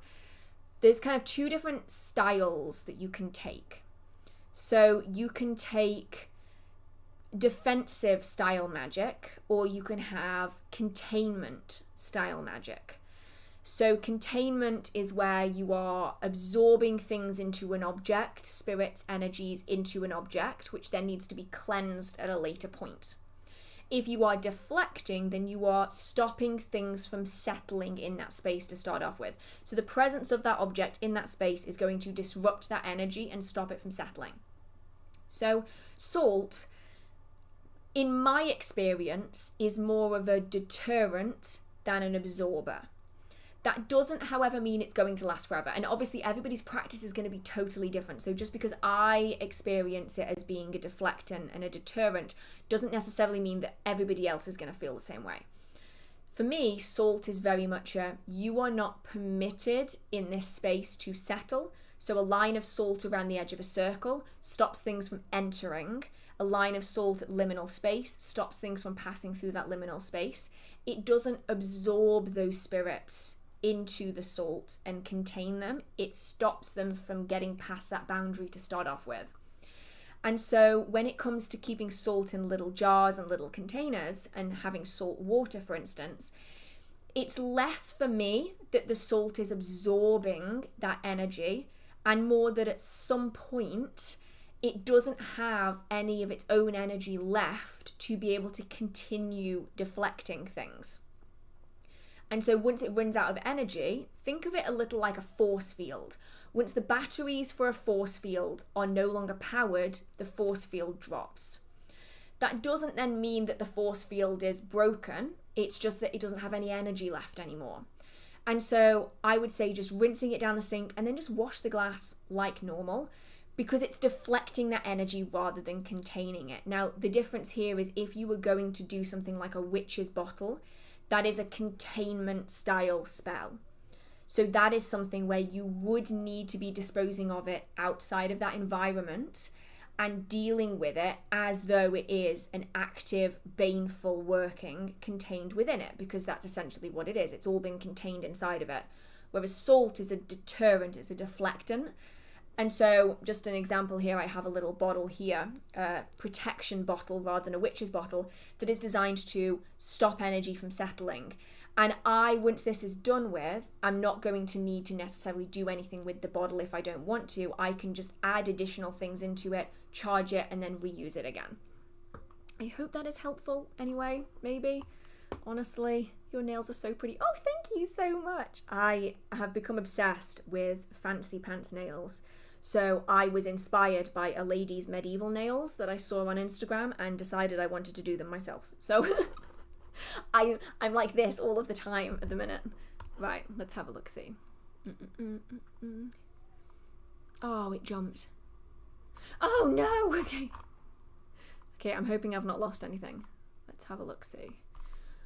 Where am I? I am somewhere around here. How do you believe the cards jump out based on the energy or spirit guide? So is this like a how they go about doing it? So for me, when I'm shuffling cards, I'm very rigid in the way that I shuffle. So this is going to sound like such a dig, right? This is going to sound like such a dig, and I don't intend it to sound like I'm a dick, okay? I have seen certain people on social media shuffling cards in a very, very aggressive way. And I don't mean people that are throwing cards in the air. I mean people who are like violently shuffling like this, their cards, to like force cards to like flick out of the deck. It's so obvious when they do it as well, when they're like trying to get cards to fly out of the deck dramatically, because they do this like a highly aggressive like flicking motion. And sure, it works, like cards end up going everywhere, but they're going everywhere because you're doing this, or you're like throwing them about super duper fast. And so cards are flying about for that reason. When I shuffle my cards, I'm very, very careful with it. So I tend to be fairly slow in the grand scheme of things. I'm not trying to let cards go everywhere. And if I feel as though my actions have caused a card to hit the deck or come out of the deck, I will put that card back into the deck again. Sometimes I might look at the card before I put it back in the deck again. But if it's something that I have caused, even accidentally, like I've just caught a card on my nail or something, the card goes back in the deck again. I will then keep shuffling until I get cards that come out just seamlessly. Like they might pop out and I haven't hit them, they just seem to just fly out of the deck. And then those are the cards that I end up using. And often what will happen is a card that I had already had come out of the deck through what I thought was my own accident turns out to then be one of the cards that comes out of the deck at a later point. Because if a card's meant to come out, it's going to come out regardless of what you're doing. So that's how I do it in regards to cards coming out, is that I try to always be very careful with how I shuffle to make sure it's not just me being daft. So I'm always putting the cards back together again so that a nice tight deck. I'm trying to always catch the cards with my thumb so they're not like sliding across the table. And if more than 3 cards come out in one go, I will put them back in the deck again, and that I will ask the deck if those cards could come out individually to confirm that those cards are actually the cards that are meant to be coming out, rather than just me accidentally doing something stupid like whacking the cards on the back of the deck or something. And then when it comes to like the information, that then comes through the meanings of the cards and then whatever the spirit guide is coming in with. And that's just trial and error as to how I've kind of figured that out. Now, I want to kind of emphasize here that I am not intending to like poop on anybody's parade or anything when it comes to like the card reading. I just think everybody's going to have their own different technique. I personally couldn't do the highly aggressive shuffling or shuffling up here from height without cards going absolutely everywhere. It would just be a disaster. And I couldn't like do this aggressive flicking thing without cards just flying everywhere. These people might be able to do it really, really well and have no problems with it whatsoever. It's just that there are certain people that I've seen where it's very obvious that they are trying to force cards to come out of the deck. And I think that's what you need to try to avoid. Like, bias in all aspects of the craft is not really a super great thing. So if you say really, really want a reading to mean something in a certain way, you have a tendency to twist the meaning of those cards to fit what it is that you want to see, rather than reading the cards as they are. And I think this is why a lot of people don't read for themselves, because they can't take out their personal bias on a situation out of the equation. And I think that's something that we all have to bear in mind, especially when we're reading for ourselves, to not allow the bias that we might have towards a situation to cloud the result of the reading. Just like how we need to make sure that when we're shuffling the cards, if cards are coming out, if you're getting jumper cards, that they are legitimate jumper cards and not just you doing something silly and hitting the deck. Oh, thank you so much, Alan Jones. Thank you very much. Do you use sigils? I do a lot, actually. It's one of the most common things that I do just casually. I have kind of workings going all of the time, but if I need something really quickly, if I need something just short term in that day, I will create a sigil, and then I typically use an eyeliner pen, or I use things like, if I can grab it, like this, just like a lip stain pen thing, and I will just draw it on my arm, charge it with my energy, and just leave it to go for the rest of the day. It's one of the most common things that I do sort of day to day. I have a couple of videos on my channel of like how to make sigils, where my old technique for making sigils, I don't really do so much anymore. I tend to just go off the shape of the letters now and just let everything just be just a bit more fluid. That's typically how I end up doing it now.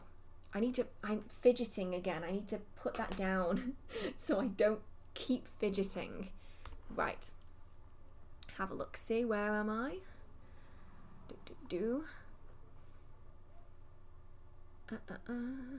Did you DIY your other half of your hair black? I did. Did you dye? I did. So yeah, I enjoyed the half black, half brown. If anybody's been here over the last few months, I did have like black hair this side, brown this side. I loved it, except the contrast wasn't super great. And also black hair dye goes blue, right? So after about like 3 washes, this side of my hair was brown, and this side of my hair was brown, sort of, and then blue at the bottom. And I'm like, I'm not sure how I feel about that. So I basically just dyed it all black. It doesn't look black though, because my hair doesn't take hair dye super well. So now it just looks brown again. Yeah, I forget how high maintenance dyeing hair regularly is. It's tiring, and everything that I touch turns blue. Everything. I was blue, my hands were blue, all of my clothes were blue, everything was blue. It was something, oh my goodness. Relic of Ages. What? Thank you so much. Oh my god. The tip is for your teachings, the info is for the newcomers to the craft. As a reminder, you don't need any items to do magic. Mind magic is quite powerful. I keep seeing posts where people are asking people to get items for their spells. Happy September. Oh my goodness, that is incredible. Thank you so much. And that is so true. I don't want to kind of fly past that, because that's incredible that you are supporting me and the channel like that. That's actually kind of crazy. Thank you so much. But I've seen this a lot, is the idea that items are a requirement to success. And it's kind of gotten to a point, okay, well, I suppose backtracking. When I started teaching witchcraft, it was on forums and it was on Tumblr, as many of you know. And especially Tumblr was kind of the start of the aesthetics of witchcraft being really commonplace. And what you would often see were people talking about the spells that you would carry out, and they'd have like a photograph and then some information and then another photograph and some information. And they were very item heavy, because that's what you would need to post photos for Tumblr. And then when Tumblr sort of became outdated a little bit with the witchcraft. We then moved on to Instagram, and Instagram's obviously very aesthetically pleasing, and then we had YouTube, and then we had TikTok. And the thing with all of these is, in order to show a spell, you have to have the things to show the spell. And that means that there's an entire generation of practitioners who have never learned witchcraft with anything other than social media as like a baseline for what their witchcraft should be and what their witchcraft should look like. Like, I show a fraction of my magical practice, and for the most part, that's because only a fraction of my magical practice contains items. But it's so difficult to show things that don't contain items without confusing people in a way, because they're used to seeing things that contain dozens of items. And I've got so many spell books where every single spell is like 15, 20 ingredients in a spell, and it's completely overwhelming. It's completely unnecessary. It sells books and it sells items, and it isn't realistic. And that's why I think that the basics of witchcraft are so important. Because if you spend your entire magical practice relying on dozens of charged items, but you never learned how to charge items yourself, or you've never used any techniques that don't require additional items, without the items, you don't have a practice. Like, you're relying on them. And I don't think that having items is necessarily a bad thing either, but I just don't feel like this reliance on items is that important. Like, recently, bottles and jars have just kind of taken over social media to the point where there's genuinely got to be an entire generation of magical practitioners who perhaps don't even know how to work with their energy. They're just relying on all these things. So, I mean, it's maybe an outdated concept now, right? But I go back to one of my teachers at the very, very start of my practice had a saying. It's quite commonplace in other fields, but you just don't hear it that much now within witchcraft. Kiss. Anytime you were asking him about a particular spell or what items to use, or I don't know what to do with this, he would just reply with kiss. And it means keep it simple, stupid. And it's the idea that the magical arts are not within the things that we have, it's with the things that we do. It is the way that we carry ourselves, it is the way that we raise energy, it's the way that we work with our energy and work with the spirits in the natural world. The success of our magical practice has very little to do with the items that we have and everything to do with the things that we do. And I really appreciated that, because from the very start of my practice, I was always taught to keep it simple, stupid. Always. And so then now I find it quite interesting how many spells contain dozens, and I do mean dozens, of items and ingredients that come from all over the world. And I think, interestingly, there's a pushback now starting of people who are going more with their local area. They want things that they can harvest themselves. They don't want to have to be shipping things all the way across the world. You know, they want to have a practice that is rooted within the folk traditions of where they are. And I think this is the best thing that could probably happen for the witchcraft community. I mean, most of my practice now is adapted folk magic. And when we think about it, like, people 500 years ago would never have had dozens of herbs. They would have had what they had access to. And I think that's really powerful that we're starting to see more a revival and a popularity of that.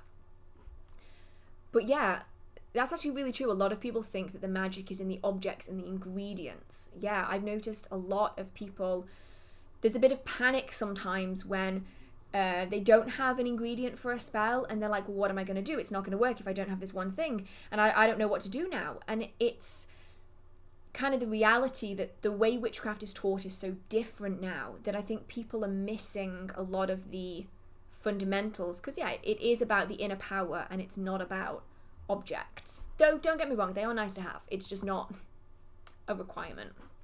Anyway, that was a long-winded way of saying I fully agree with you, Relic, and we're on the same page with that one.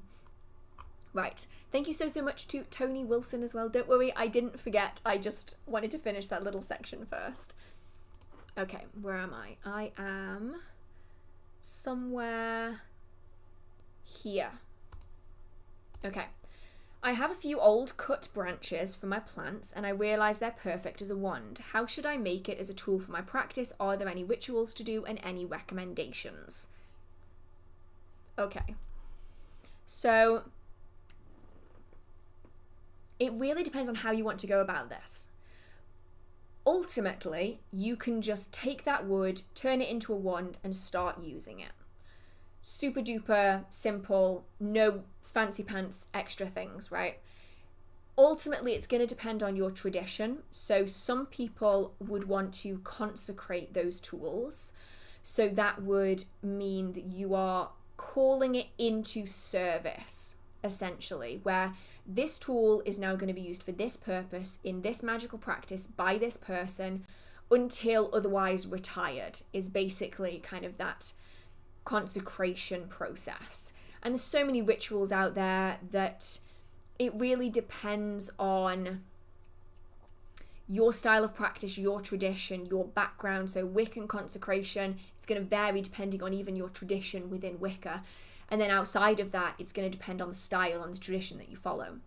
If you want to work with the plant ally and you want to work with them in your spells and rituals, then it's about forming a connection to the plant where that came from, forming a deeper connection with them, communing with them, learning from them, so that then when you begin using that wand, you can call upon their energy in your spells and rituals to additionally assist. So those are kind of the extras that you can add in. They're add-ons though, not necessarily requirements. Right. Have you tried making planetary talismans from Picatrix or Agrippa or from the Key of Solomon? Now, my brain confuses all of those together, so let me have a look.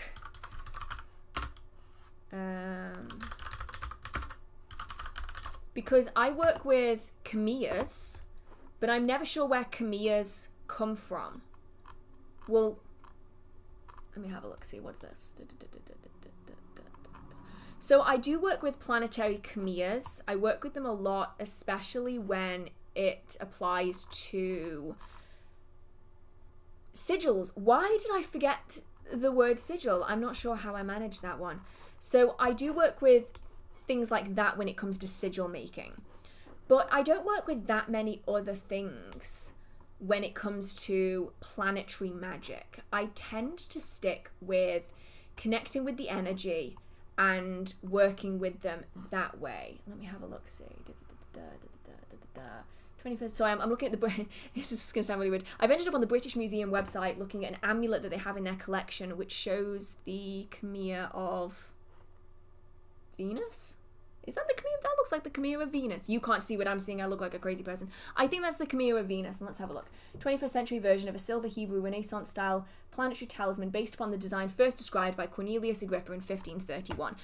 Yes, then I do work with some of them from at least Agrippa. Mostly with sigil making, to be honest. So I know that a lot of people will use the Saturn grid for sigil making. I find that I should work with whichever Camilla makes the most sense in the context of what I'm doing. So for instance, if it is a sigil for love and romance works, then I'm going to be using the Camilla of Venus. If I'm working with quite angry, quite aggressive, quite driven, fiery energy, then I'm more likely going to be working with the Camilla from Mars, and so on and so forth. So that's mostly how I work with them. I don't do much more than that, to be honest. Planetary magic is something where I briefly dabble in, but I don't typically dive into it. I tend to stick with the very rooted in the ground style of practice, but maybe I should start branching out and learning a little bit more. Oh, goodness. Thank you so much to Vicky. How long can you keep dried herbs stored in jars for use in spells? Okay, so this one, I'm gonna give two kind of caveats for this, and it's gonna depend on your style of magic and what you feel comfortable doing, okay? So I would say dried herbs, as long as they are definitely dry, like there's no dampness there at all, they're not gonna go like rancid on you, can be kept for as long as their fragrance and their colour is quite strong. Colour typically goes sooner than fragrance, so I typically go off fragrance. As long as the plant that you are using has not lost its essence, so the colour, the fragrance, the energy of it, you can typically feel it when you're holding that jar, you're going to be okay to use it.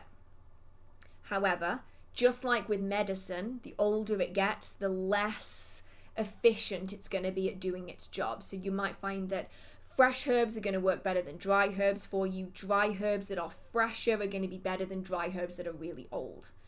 However, I am personally of the train of thought that old herbs, rotten herbs, rancid herbs are efficient for their own style of magic. So if you want something to slow down, to diminish, to kind of come to a halt, using really, really old herbs can be a useful way of doing this because they don't have that much vitality left. They can be attached into that working as a way of saying, you know, this is what we want the energy to be doing. We want it to be slowing down, slowly fading into non-existence. If you are comfortable doing workings to, say, remove blockages, to break down boundaries, and use things that are going bad, then you can use the herbs for those purposes. So breaking down blockages, removing issues in your life, but you can also use them for almost the opposite of what they were intended to be. So if you want to diminish vitality in a situation, you might want to take what would normally be solar energy, say like chamomile, and allow them to rot. You are breaking down that solar energy, you are diminishing it, you are removing it. If you are doing, I don't know, if you are in a relationship or something where an aspect of it needs to fade away, then using roses that can rot, that are associated in a working with the aspect of that relationship that needs to change, then you can use rotting roses for that purpose. So I think it's less that herbs can't be used and more that the way you use them is just going to vary. So I tend to go off smell and colour more than anything else. I mean, herbs tend to go very brittle when they're very old. They go almost powdery, like they just disintegrate. They also go quite grey, quite dusty, and they just don't have a fragrance anymore. And so when you get to that point, then you're going to be using them for other things, removal workings and the like. Okay, let's have a look-see. Where was I? I'm somewhere over here.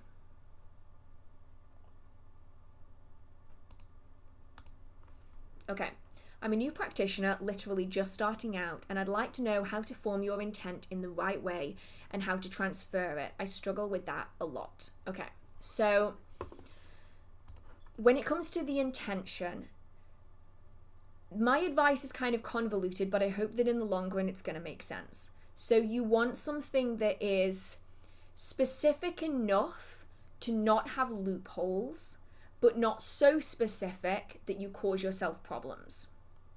And what I mean by that is energy is always going to take the quickest and simplest course. So if, for instance, you say, I need money, it might end up being that you get laid off at work and end up with a severance check or whatever it's called. I forget what it's called. And that's the easiest way that the energy could get you money. It was the thing that was closest to you. Or an example could be, I really would like a new car.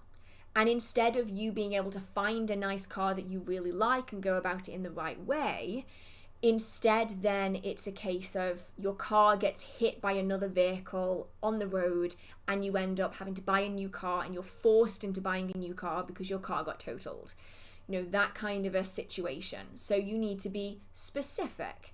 So you might want to say, I would really like a promotion at work. That then means that you are going to be targeting that energy specifically towards the idea of a promotion. It's not just money, it's this specific thing. But what you then don't want is to take it too far, where you then say, I would like a promotion on this day and I want this much of a pay rise and I need to be given this office. That then becomes too specific. It's so difficult to pull the energetic strings to get what you want. Somebody's got a very squeaky bike outside. You might end up not getting what you want at all because the energy is going to dissipate before it's able to do what you want to achieve. So generally speaking, I'd say think vaguely of what it is that you would like. When you've thought about what you would like, think about the different ways that it might manifest.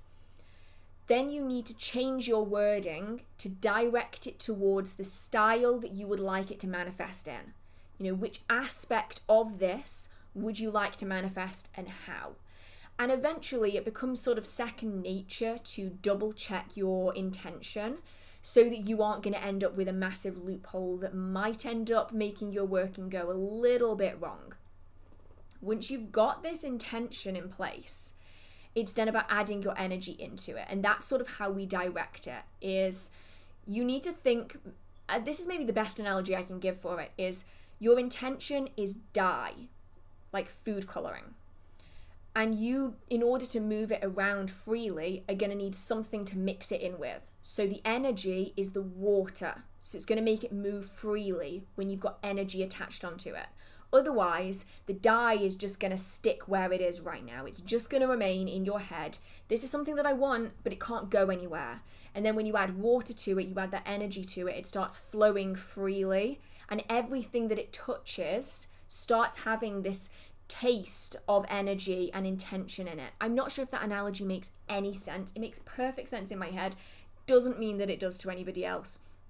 But that energy is the flow. It's how we get it to move around. And so with that, it's about learning centering, learning grounding, learning how to move your energy around.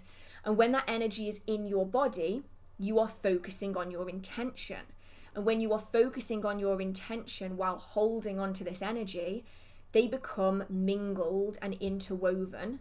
And then when you drive that energy outwards, you are putting out your energy mixed with your intention. So I suppose another way of describing it would perhaps be, you can carry around a pen, you can hold a pen. But if you're not doing anything with it, if you don't have any purpose with it, then you aren't going to create anything. So that pen is energy, right? Your imagination, the things you have in your head that you want to put onto paper, can't be put onto paper without you holding that pen. Otherwise, there's no way of connecting A to B. And so when you hold the pen and think of what you want to draw, that is when you're able to create something. None of these analogies might make any sense, but I hope that it is at least slightly understandable.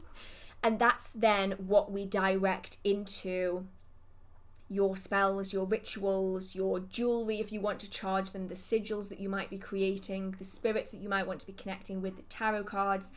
That is what we are moving around and working with, is the energy that has been linked with the intention.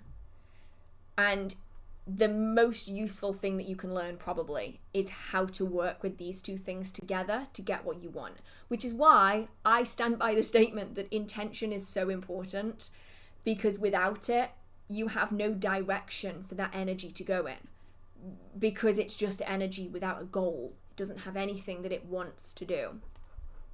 Right, let's have a look-see. Can anything be brought into the craft like crochet? Yeah, definitely. Well, maybe not everything, because I'm not going to be able to think of absolutely everything.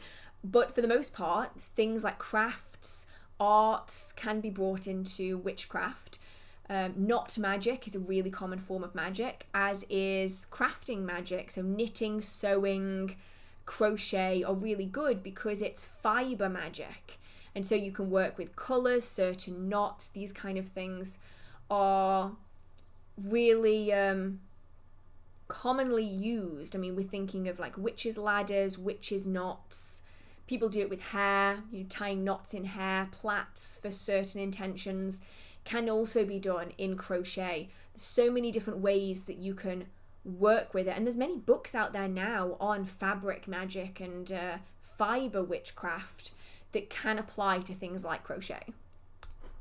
Right, let's have a look, see. What's your lip colour, please? Oh, for once I can actually tell you this. So the downside is it probably won't help you very much, to be honest, because one of them is definitely discontinued. It is this lip ink pen from Rimmel London, I think. I found this in my makeup bag.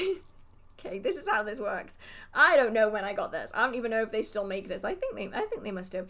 In felted flush on the edge. And then in the middle, it is this really, really old lip colour that Sophia Nygaard did with Colourpop in 2020. Should I have thrown this out? Yes. But it doesn't smell funny, and it looks fine, and it's just a bright red. Any bright red will work. And that's in the middle. This is how I exist, is I just find random things and decide it is my current obsession. And so that is what this is. Okay, let's have a look-see. How's the puppy doing? She's doing really, really well. She's really finding... She's pushing boundaries. She's trying at the minute. She's very... I don't know how else to describe it other than she is testing all of her boundaries. How far can she push things? How fast can she run around the house? How loud can she bark? How hard can she bite? That is where she's in at the minute. So that's why she's not here today, because it would be too much for me to do that and pay attention to this at the same time. She is adorable, though. The sweetest little thing. When she's not trying to rip your fingers off with her tiny piranha teeth, she is just the cutest little girl. She's just such a lovely, natured dog. She's just really nice. Are there any books on energy work that you recommend for beginners? At the moment, my favourite one is Psychic Witch by Matt Oren. I've just done a review of that on Patreon. There's a short one on YouTube as well. That one I find really useful for energy work. Generally speaking, though, I find there's a few exercises repeated a lot that can be just as good as an entire book on the subject, if that makes sense. So, like, my beginner series is really old now. I probably should remake it. But those exercises have been the ones that I have stuck with the entire time through my practice, because I find those to be like the core ones that are really useful. So, hiccups again. So Psychic Witch is really good, but you can learn from just like short exercises that you just practice and repeat through your entire practice. Right. Let's have a look. See. Where am I? I am... So this one, I'm not going to be able to offer any books on this, but I'm going to open this one up to the chat because I'm sure that somebody will have a recommendation. I'm a Catholic and a tarot reader. Last month, I had a question asking if a Catholic could practice magic. Can you recommend a good book or website that I can start with? I don't have any books on this that I can recommend to you. But what I can say is that there are so many folk practices around the world that utilize Catholicism within them as a core integral part of it. And there are thousands, millions of people who carry out this style of folk magic with Catholic saints on a regular daily basis and have done for a very, very long time, going back generation after generation after generation. And so when we're looking into, yes, somebody here has said, definitely Italian Folk Magic by Mary Grace Fahern that incorporates Catholic folk magic. And somebody else has said, Discovering Christian Witchcraft is also a good book. We've got Sister Carol's Book of Spells, Blessings and Folk Magic by Carol Jakowski might be useful. So those are some recommendations that are coming out of the chat. There are so many people, though, that practice a form of Catholic folk magic. I would actually say this is not me stating a fact. This is just based off anecdotal evidence. Probably the largest percentage of magical practitioners in the world practice some form of Catholic-based folk magic, because it's seen in North America, it's seen in South America, it's seen in Italy, it's seen in continental Europe. It is seen in so many parts of the world that I would say there's a good chance that Catholic style folk magic, or folk magic that incorporates Catholicism in some way, shape or form, has got to be one of the biggest styles of magical practice that there is, because there's so many nuanced traditions, so many folk practices, so many cultural traditions that incorporate both magical art and Catholicism, that I think it would be hard. It would be hard for anybody to say that you can't or that you shouldn't, because so many people do successfully every day of the week. Right, let's have a look, see. I am here. I have a habit of reading on my phone. Is it bad to have all the witchy books on my phone instead of having a physical copy? No, not at all. You have books in whichever way is most accessible to you. I am firmly one of those people that believes that audiobooks are the same as reading a book. Like, obviously, you are using different senses to take in that information. But at the end of the day, when it's all said and done, you still know what was in that book and you understand it. And it doesn't really matter how you went about understanding it.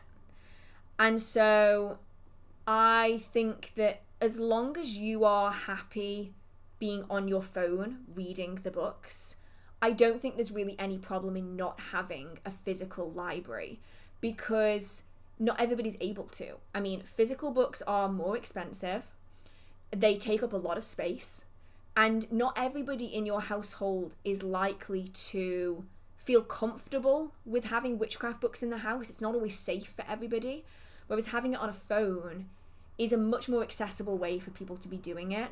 There are so many books that I probably would have got a digital copy of had it not been for the fact that I show it as a physical copy on camera. It's a lot harder for me to show digital copies. So I personally like physical books for that reason, but for the most part, it isn't something that everybody has access to, especially if you live in a country that doesn't have witchcraft books just readily available like we do here or in America and whatnot. So yeah, I always think that it's strange. There's certain things that people will say, and I'm going to throw another one out here and see if anybody else has heard this one. People will often say to me, or they used to say to me when I used to use lighters in my magical practice, you're not allowed to use a lighter in witchcraft. Why? You're telling me that 700 years ago people had matches? I think not.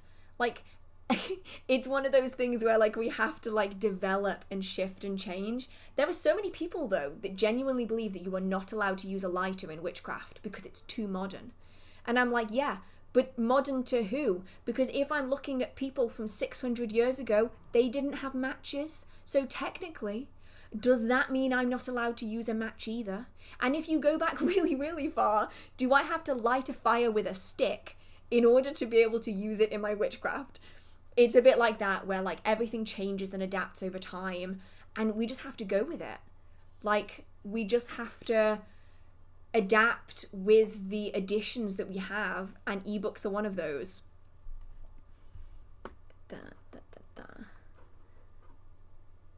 I always find that one a really interesting one, because I have people who have been like vehemently, very, very opposed to me using a lighter, which I think is very, of all the things, why a lighter? I don't get it.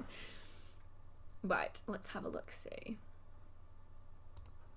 Okay, I see people on social media say that they start seeing dark figures, but is that something everybody experiences during their witchcraft journey or just some people?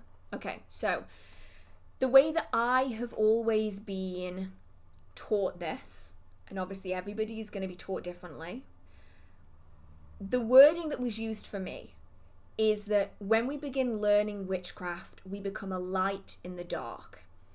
So there is an entire world around us that is energetic, that is spirit-based, that is very spiritual. And when we are not aware of it, we are not entirely part of it. So you're there, but you're not really in it. But when you begin learning, you are shining a light on the spiritual world, on the energetic world, so that you can understand it better. You are learning about these things. You are figuring out your energy. You're trying different things. But because you are becoming more aware of the spiritual and the energetic world around you, things in the spiritual and energetic world are more likely to see you too. Because in order for you to see things, you are essentially making it easier for them to see you back again. So it's not super... I don't want to say that it's not likely that you are going to see dark figures, but I think it's less that you are going to see dark figures and more that you might have more experiences with spirits, more strange encounters. You might find bumps in the night, whispers, things moving, that kind of thing happens more regularly. It doesn't necessarily have to be dark figures. I mean, what they might be referring to are shades, which are probably one of the first spirits that's going to come and pay attention to you because they just love observing people. They're just curious beings. And so they will often come and check you out if they can see that you are also engaging with their world as well. So I think that's commonly what people see when they refer to these dark figures. I think it's quite likely to be these shades that they are experiencing, which for the most part is, it's not a negative thing, but it can appear very concerning. But what does often happen is, as you start looking at the spiritual world starts looking back again. And so you might get strange encounters of varying kinds depending on where you live. Let's have a look, see. What are some tips to better one's tarot reading skills? I always only hear people say your intuition is most important, but I want more tips than just that. Repetition, really, really useful. If you are going months and months and months and months without doing a reading and then coming back in again, you're probably going to have forgotten a lot of what you learned to start off with. So I find that repetition is incredibly useful. Making sure that you have an understanding of those cards, not just from an intuitive level, but you might also want to learn about the history of those cards. I mean, different tarot systems are going to be different. But if we're looking at the Rider-Waite-Smith system, which is what we are most commonly seeing in tarot cards today, it is based on a lot of symbolism, a lot of numerology. There's color associations in there. It has history. These depictions were chosen for a reason. They're not just pretty pictures. And so when we have an understanding of what each card means from a historical standpoint, like what that card initially is meant to represent, we can then be looking at the symbolism in those cards. Certain numbers are going to have certain associations. Numerology is very deeply ingrained in the Rider-Waite-Smith system. And so each card of a certain number is going to be associated with certain things. And so you can notice across suits that the 5s are going to mean the same thing in different fonts, and the 2s are going to mean the same thing in different fonts. And that way it's easier for us to pick up on things that perhaps hold deeper meaning. Alongside that, I recommend daily tarot readings. Single card, that's all you need. If you want to, you can do 3, but it depends on how much time you have. Draw that card and see what comes out to you initially. Hold that card, have a look at the imagery. What stands out to you? What do you think that card means? Write it down. then look in a book. Look at the definition of that card. How does the actual technical definition of that card match with what you intuitively, can't get my words out today, saw in that card when you got it out for that reading? And when you know what the card is meant to mean, and you know what you immediately saw, look a bit deeper into that card. Can you merge these two things together? Where's the crossover between what your intuition is saying and what the card is actually meaning? Is there some crossover here that's like a Venn diagram where there's a section in the middle where there's crossover? And then take a look at the card even more. Is there more symbolism here than you were expecting? Is your eye drawn to a river or the sky? Is your eye drawn to a certain figure or a certain colour? Is a certain flower catching your attention? Is there something in that card, like an animal, that is really drawing you in? And in which case, what does that symbolism mean? Add that into the reading as well. And eventually, I always like to refer to tarot cards as pages in a book. So you can read a page, but the context comes from the deeper understanding of it. And so as you start learning to do this one card a day, you are going to slowly start going through the deck and get used to how that deck feels, how that deck reads to you, and then you can start adding more cards. And once you've got to 2 cards, you read one card and then the second card, and then you see where they are associated with one another. Where do they click together? Because there's something in those cards that's going to link together. Whether it's an underlying theme, maybe it is an aspect of life that is what's connecting them together. So for instance, if you have 2 of the cups cards, so the water element cards, you're looking at something that is very emotion based, very driven by feelings. And so that could be the click that combines these 2 cards together that gives you context. So now you understand those cards not just as vague cards, but in relation to the thing that it is connected to. Whereas if you were to get those same 2 number cards in, say, the Pentacles, this is no longer talking about emotions. We are now talking about something that is more grounded in the physical world. It is something that is practical, something that is present. This is not thoughts, this is not feelings, this is something that is in the physical world. It's grounded, it's earth-based. And then all of a sudden, those 2 numbered cards have totally different meaning because you're connecting it to elemental associations as well. And then you can build it from there. Once you start with 2 cards, you can then move up to 3 cards. You can then start drawing an archetype card, like a central figure card for that reading. This is the core component, what all of the other cards are going to be based around. And then you can do your reading as normal with additional cards that add context to the card that you have before. And you start building up the meaning of the card in layers.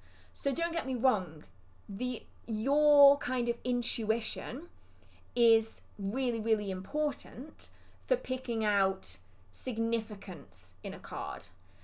But the meaning of those cards is still really powerful too, because that's why it was created.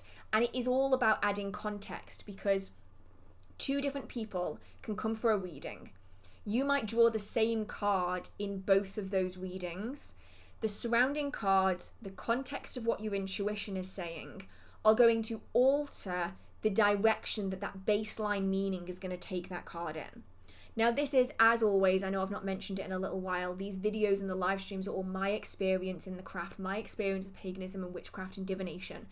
And so I'm sure there's many other ways of doing it out there, but that's how I have always built up my readings, as a way of getting a really good overarching understanding of a situation. So I'm hoping that helps. It's a little bit more than just trust your intuition and just go for it. Because I will be honest, it's not super helpful. It's one of those like really, really vague statements where it's like, how do I do this? Oh, just trust your intuition. But I don't know how to use my intuition yet. Like, especially if people are just starting out, the whole idea of like, oh, just trust your intuition. It's like, but I don't know what that means. What does that mean? And that's a trap that a lot of people starting out can really get into. Right.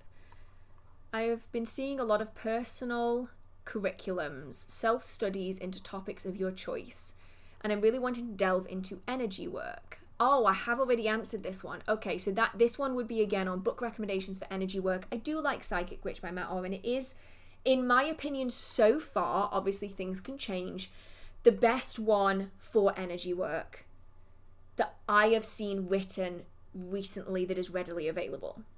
I am always keeping my eye out there on other books, though, that might surpass it. One day, I'm sure there will be a book that surpasses it. Oh my goodness, thank you so much, Gunhilda. Thank you so much. Thank you for, I've got the hiccups again at the worst time, sharing so much knowledge and time with us. Thank you so much. I'm glad you appreciate it. Right. If I've never seen ghosts around me, can they still be around me? Yes, and more often than not, you will not see all of the ghosts that are in that space at any given time. And not just ghosts, but also spirits. Now, the exception to the rule are very, very proficient mediums. So I have met some mediums that are, I'll be honest, kind of burnt out, exhausted, because they aren't able to shut it out, or they are just getting spirits coming through all of the time for one reason or another. So, for the most part, average everyday people are likely to sense some spirits, but not all. And this is because some spirits are able to conceal themselves. They don't want to be seen, so they're going to choose to not be seen. So even if you're sensing for spirits all of the time, you still might not be able to sense those spirits because they themselves are concealing themselves purposefully to avoid you engaging with them.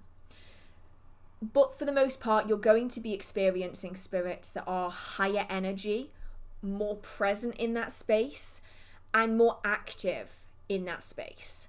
And so that's the real distinction, I think, between people who are maybe sensing spirits by accident, or perhaps people who are sensing spirits purposefully, consistently, because they are working as a medium. So when I'm referring to spirits, I'm referring to any spiritual being that does not reside as a physical form in this plane of existence. So we're talking about demons, fair folk, ancestors, like human spirits that have passed on but haven't passed on, they're still lingering around. Nature spirits, land wights, servitors, other people's familiar spirits. In some cases, you're also talking about people that are astral projecting because they will present themselves like spirits even though they're not dead. They're just astral projecting. So you're seeing the expression of their astral form rather than a physical being. Essentially, anything that is non-corporeal that exists in this plane of existence or is traversing to and from. So they are non-physical entities. And in that are ghosts, which would be the spirits of dead humans, essentially.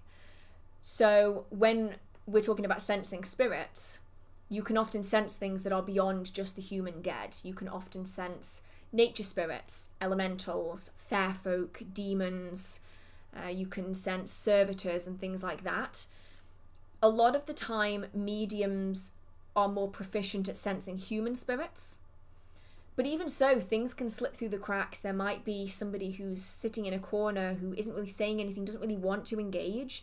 And there are other spirits in that space that are maybe talking louder, that are more present. And so you're more likely to experience them than you are other aspects of the spiritual world in that place.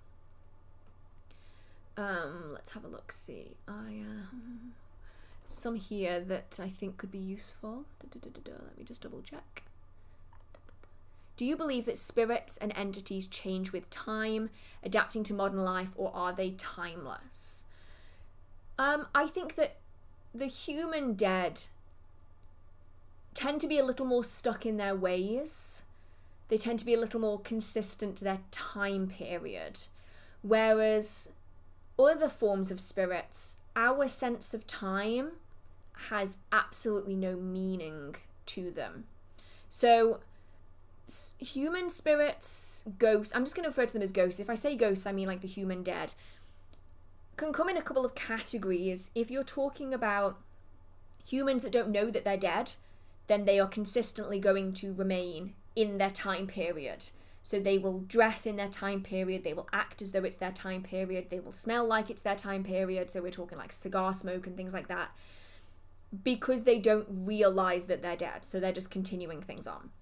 If we're talking ghosts that are aware that they're dead, you might find them learning about modern conveniences, but they aren't necessarily going to change fundamentally who they are. So they're probably still going to find comfort in things that they enjoyed during life, the drinks that they liked, the clothes that they liked, the places that they liked. Even if those places change, ghosts are often creatures of habit, even if they are quite adaptable.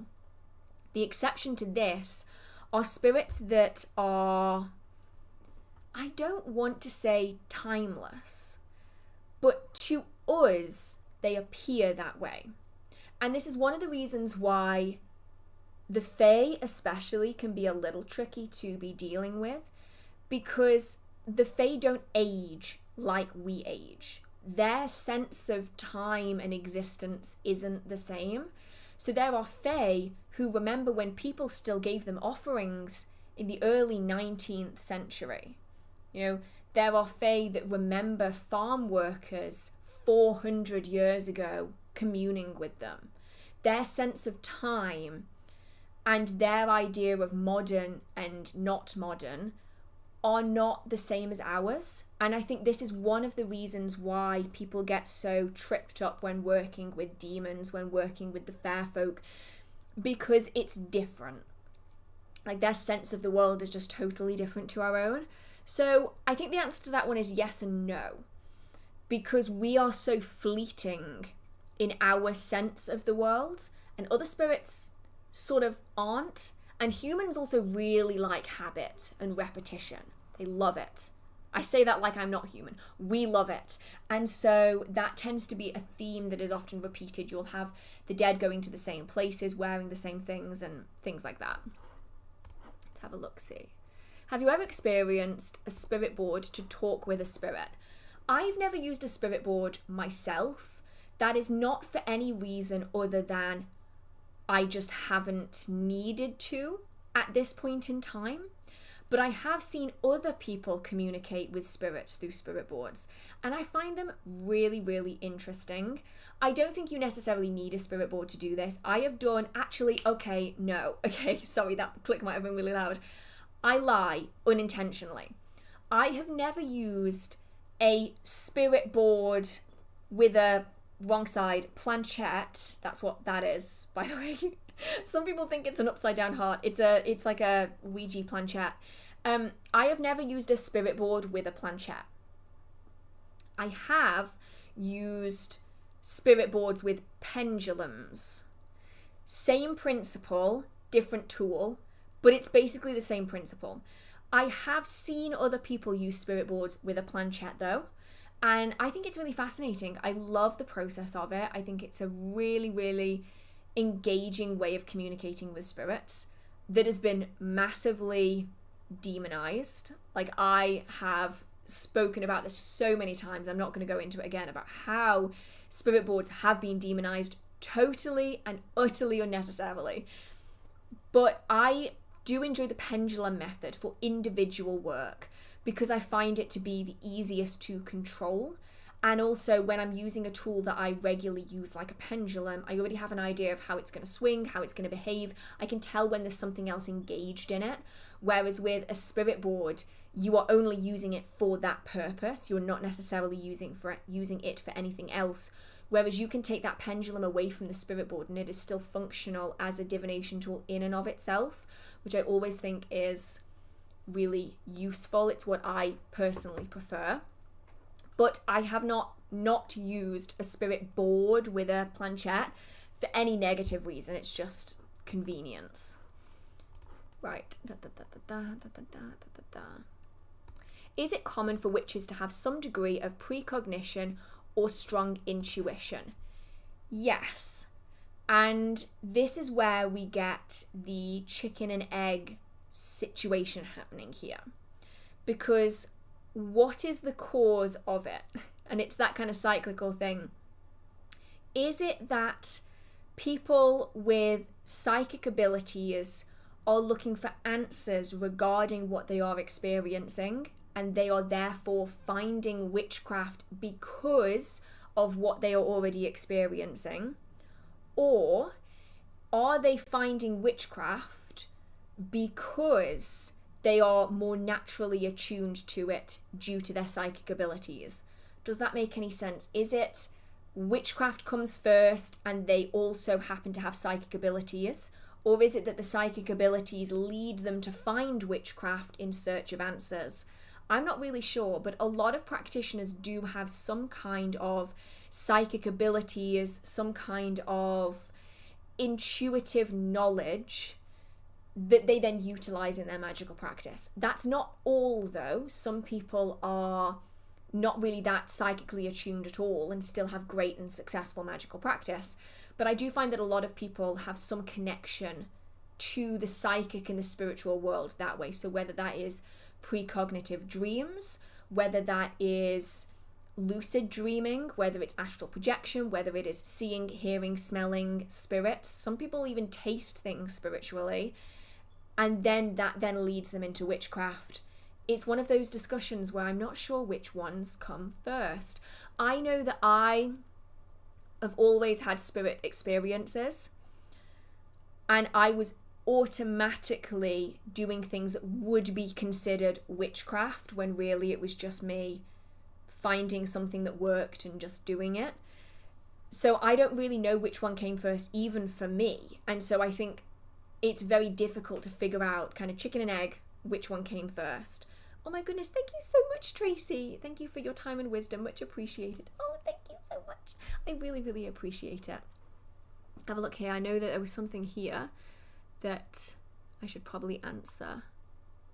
I'm new to witchcraft and was wondering where you believe I should begin my journey. Books, spells, herbs, supplies. Okay, so with this, can I do this on here? Okay, I can't tag the comment on here. I would avoid spells totally and completely. Don't even go near it. Herbs and supplies, I wouldn't even bother with. I would instead focus on your foundational practices.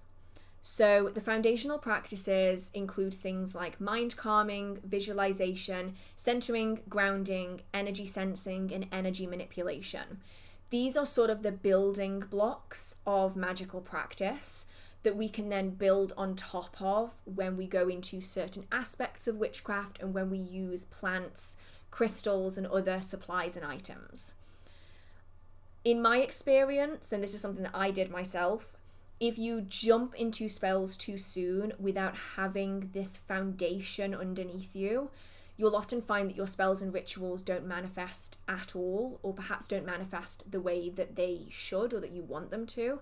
And it can be quite disheartening. So when I say like no spells, I'm not saying that to be like horrible about it. But it's more that I don't want anybody to be getting themselves into a situation where they don't really understand what went wrong. They feel like their witchcraft isn't working for them. Usually when you strip it back, it's because something in that energy work, the foundational practices, isn't quite lining up for them yet. And if they go back to their foundational practices, they do a few tweaks, a few edits, they can then get successful magical practice. And while you're kind of doing these foundational bits and pieces, you can then start figuring out what you enjoy and what you don't enjoy when it comes to the craft, because there's nothing as annoying as buying a whole bunch of supplies and tools and then realizing that you actually don't connect with any of them and you never use them. So I always suggest start with the foundations and then build up from there. Start with really minimal supplies and then add what it is that you use, rather than starting with loads and then going minimal afterwards. I do have a series which is Beginner Witchcraft 101 on the channel, which runs through my foundational practices the way that I was taught them. They are quite old videos, so I apologize for the quality of them, but the content I still stand by because I still use all of these things to this day. And then I have a book video on beginner witchcraft books, which kind of gives a variety of different aspects of beginner witchcraft you can go into so that you can decide how you want to implement those beginner and foundational skills. So I hope that was at least somewhat useful. Somewhat. And then essentially you will get to a point where you feel like you can, you feel ready to start doing spells. It's not like a question of, am I capable of it or should I? It's a case of, okay, I'm ready. I can do this. I know how to go about doing this. Let's give it a go. Okay, let's have a look-see.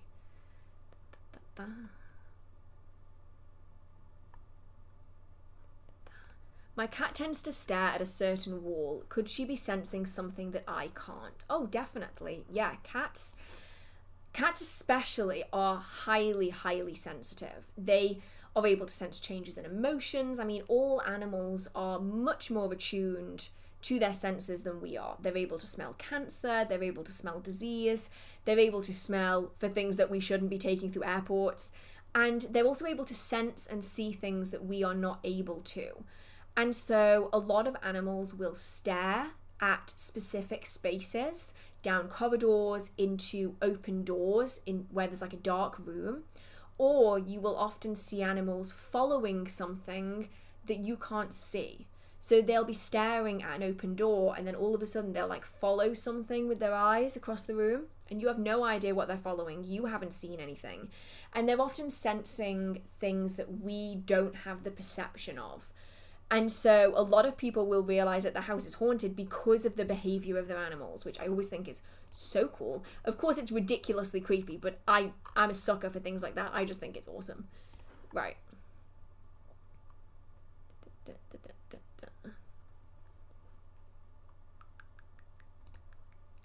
I've never worked with a brownie. Have you ever worked with them, and what type of workings are they a good fit for?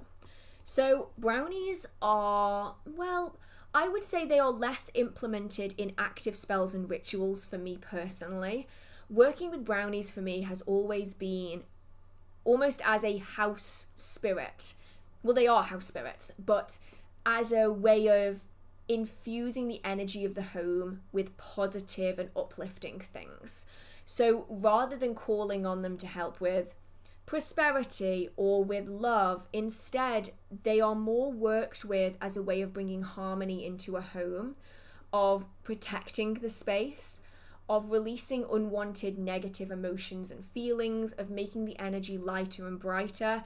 And they can be used to work with energies in the home. So if you're bringing a spell into that space, they are able to assist with amplifying and improving the energy of that working, rather than say a specific spirit where you're going to work with them for love or for money or for luck or something like that. It's a little bit more of a home spirit. So a brownie is a member of the Fae. They are small-ish house spirits that often reside within old properties, and they generally were considered to assist with the general upkeepings of a home. So they would help with cleaning and cooking, they would help look after children. Think the story of the shoemaker and the elves. It's that kind of a situation where they are present in that space. People historically would have given them offerings of milk and honey, or milk and bread, and this was left out as an offering to the brownies. And if the brownies were kept fed and they were kept happy, then they would assist in bringing happiness and joy to the home. They would assist with general maintenance and care of the space. Whereas if the brownies were insulted, if they were ignored, dismissed, or if the home was kept in a particular state of disarray, they could become very frustrated and very angry, and they could lash out and start destroying things, making livestock ill. And they are generally considered a bit of a dualistic type house spirit that would typically reside within farm buildings and old properties. So they're one of the main fae that would be worked with by everyday people who followed the fairy faith. They would connect with the brownies. And so I find that brownies are generally best suited for workings for the home, for the betterment of the home environment, like the land as well around the home, and of the people within the home, because brownies will often form a connection to the people involved as well as the property. So workings to assist the people would often be assisted by the brownie as well, because they would like, if you are helping them, to then help in return. Right. Let's have a look, see. Where am I? Trying to figure out if there's any in here. Which spirits would I work with to support my prosperity spells? Gnomes? I would say whichever spirit you have a connection with. I personally would never suggest working with any member of the Fae without a deep understanding of the individual as well as the collective spirit as a whole, because every type of Fae has their own temperament and their own associations and their own lore, and every individual is then going to have their own personality. And when it comes to working with the Fae, it's very easy to get into things that you wouldn't normally get into. Like, it's very easy to fall into traps and loopholes and things. So I typically would avoid working with any Fae without having like a deep understanding of them as individuals as well as a collective. A lot of Fae, well, I mean, gnomes, maybe. I mean, generally Fae are much more likely to keep it for themselves. So I don't know if I would recommend anything specifically. I would say it's probably better to engage with the Fae in your local area and see what you are dealing with and then go from there, because not all Fae are in all places. And so if you get your heart set on a particular type of Fae, you might find that it doesn't exist in your area at all, and then you're going to have to go for somebody else anyway. So I'd say look into the Fae in your area, look into the stories, the legends, the folklore, see what you're working with, and then research them further from there. I think that's probably the best, most efficient way of doing it. Right. How do I know if my house has brownies or Fae? Would I have to try and invite them in? You can try and invite them in, yeah. It's definitely an option. It's not always super successful. Depends on what's already around in your area. If you have a very high concentration of Fae in your area, then you're quite likely to be able to invite them in. If not, then you might have a bit of a harder time. Not everybody wants Fae in the home though, because they can be really tricky to deal with. If you form an agreement with them and you are giving them offerings, you cannot just stop giving them offerings. You have to keep giving it to them. And you have to let them know when you're going away, what workings are going to be done when. They're going to have requirements.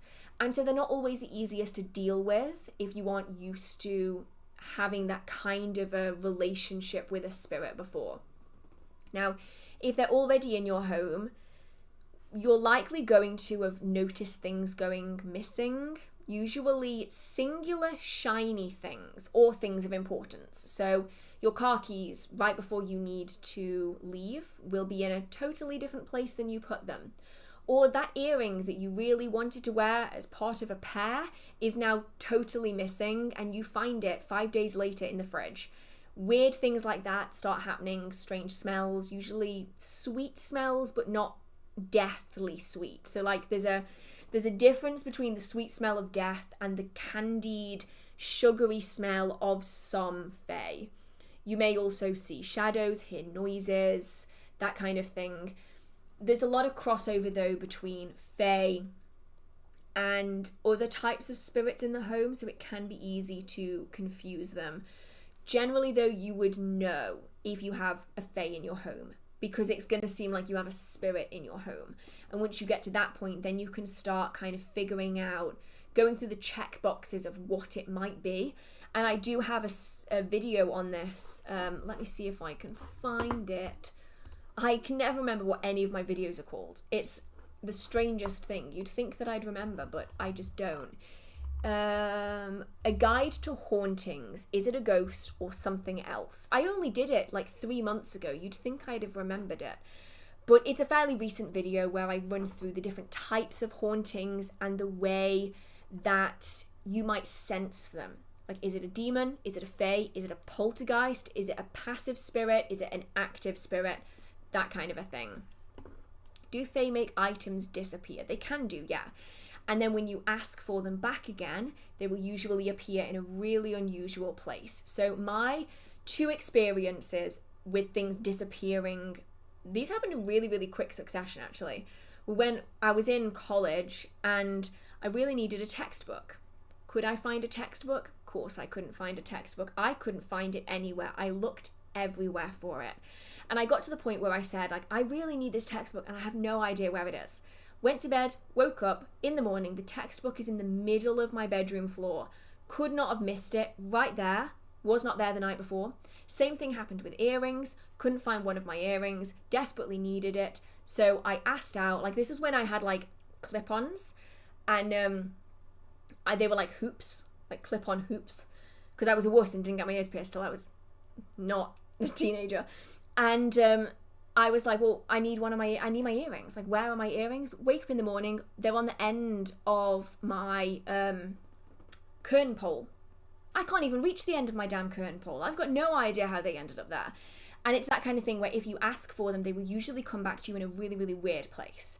So all of a sudden, in your kitchen sink, there'll be the item that you asked for the night before, and you know it wasn't in your kitchen sink the day before. That kind of thing's really, really commonplace.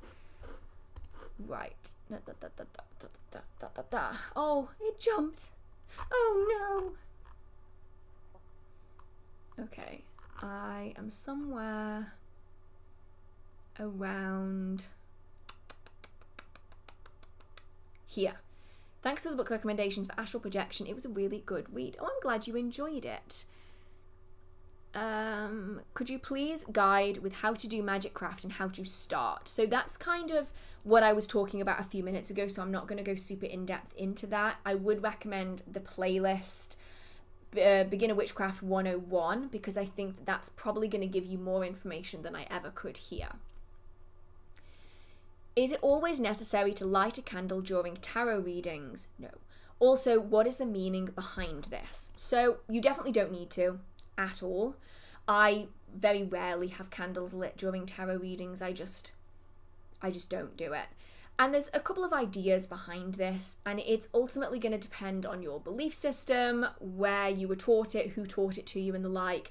One idea behind this is that everything within the light is protected. So imagine it being that all of the darkness around you is where the spirits reside, and you in this orb of light are protected. And therefore, you have this sense of protection, even if it might not be full protection.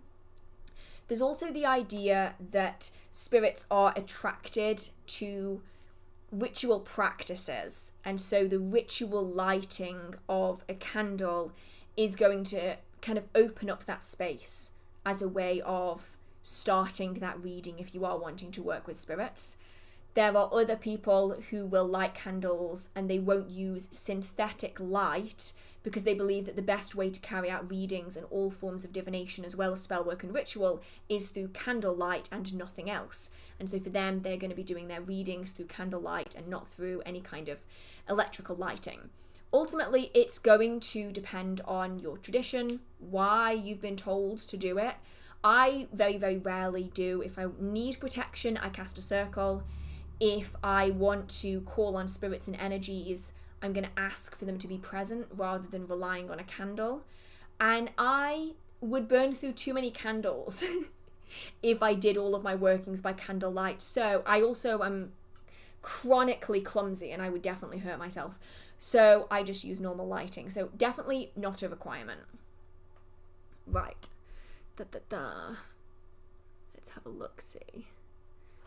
I am somewhere. Would help if I was on the right tab, wouldn't it? Can you do magic without altars, candles, and other items? Now, I know I mentioned this earlier, but especially altars, you don't need an altar space. You don't need anything at all. You just need your energy and your intention and the skills to manipulate and move it around. That's all that you need. Everything else is an added extra. Useful, but not necessarily a requirement. What's the difference between demons, ghosts, and fairies? Okay, so how do I best describe this? Okay, this is probably the best analogy that I can give, and it might seem really, really, really basic, but it's probably the best way of explaining it that I've got. So, spirits are, in our world, non-corporeal beings, but they are very individual in their own right. On Earth, the animals and humans around are corporeal beings, but they're individual from other species. So demons, spirits, and ghosts are akin to cats, dogs, and hamsters. They're all living in the same way in our world. They're all experienced in the same way, being non-corporeal, but they are all unique unto themselves. So their similarity is that they are all non-corporeal to us, just like how cats, dogs, and hamsters are all corporeal to us. They all have 4 legs, they're all furry, but they are all uniquely different. So demons are a classification of spirits.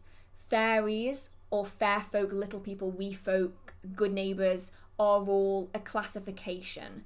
So that would be like cats, dogs, fish, where there's lots and lots of sub-species under these umbrellas. So they are classified together because they have enough similar traits to be considered related to one another without being all the same. But they have different traits than a different group, which then has subcategories within that. So it's a little bit like how the cat family has tigers and lions and cheetahs and panthers and house cats. They all have very similar traits, but they're not all the same thing. It's probably the best way that I can really describe it.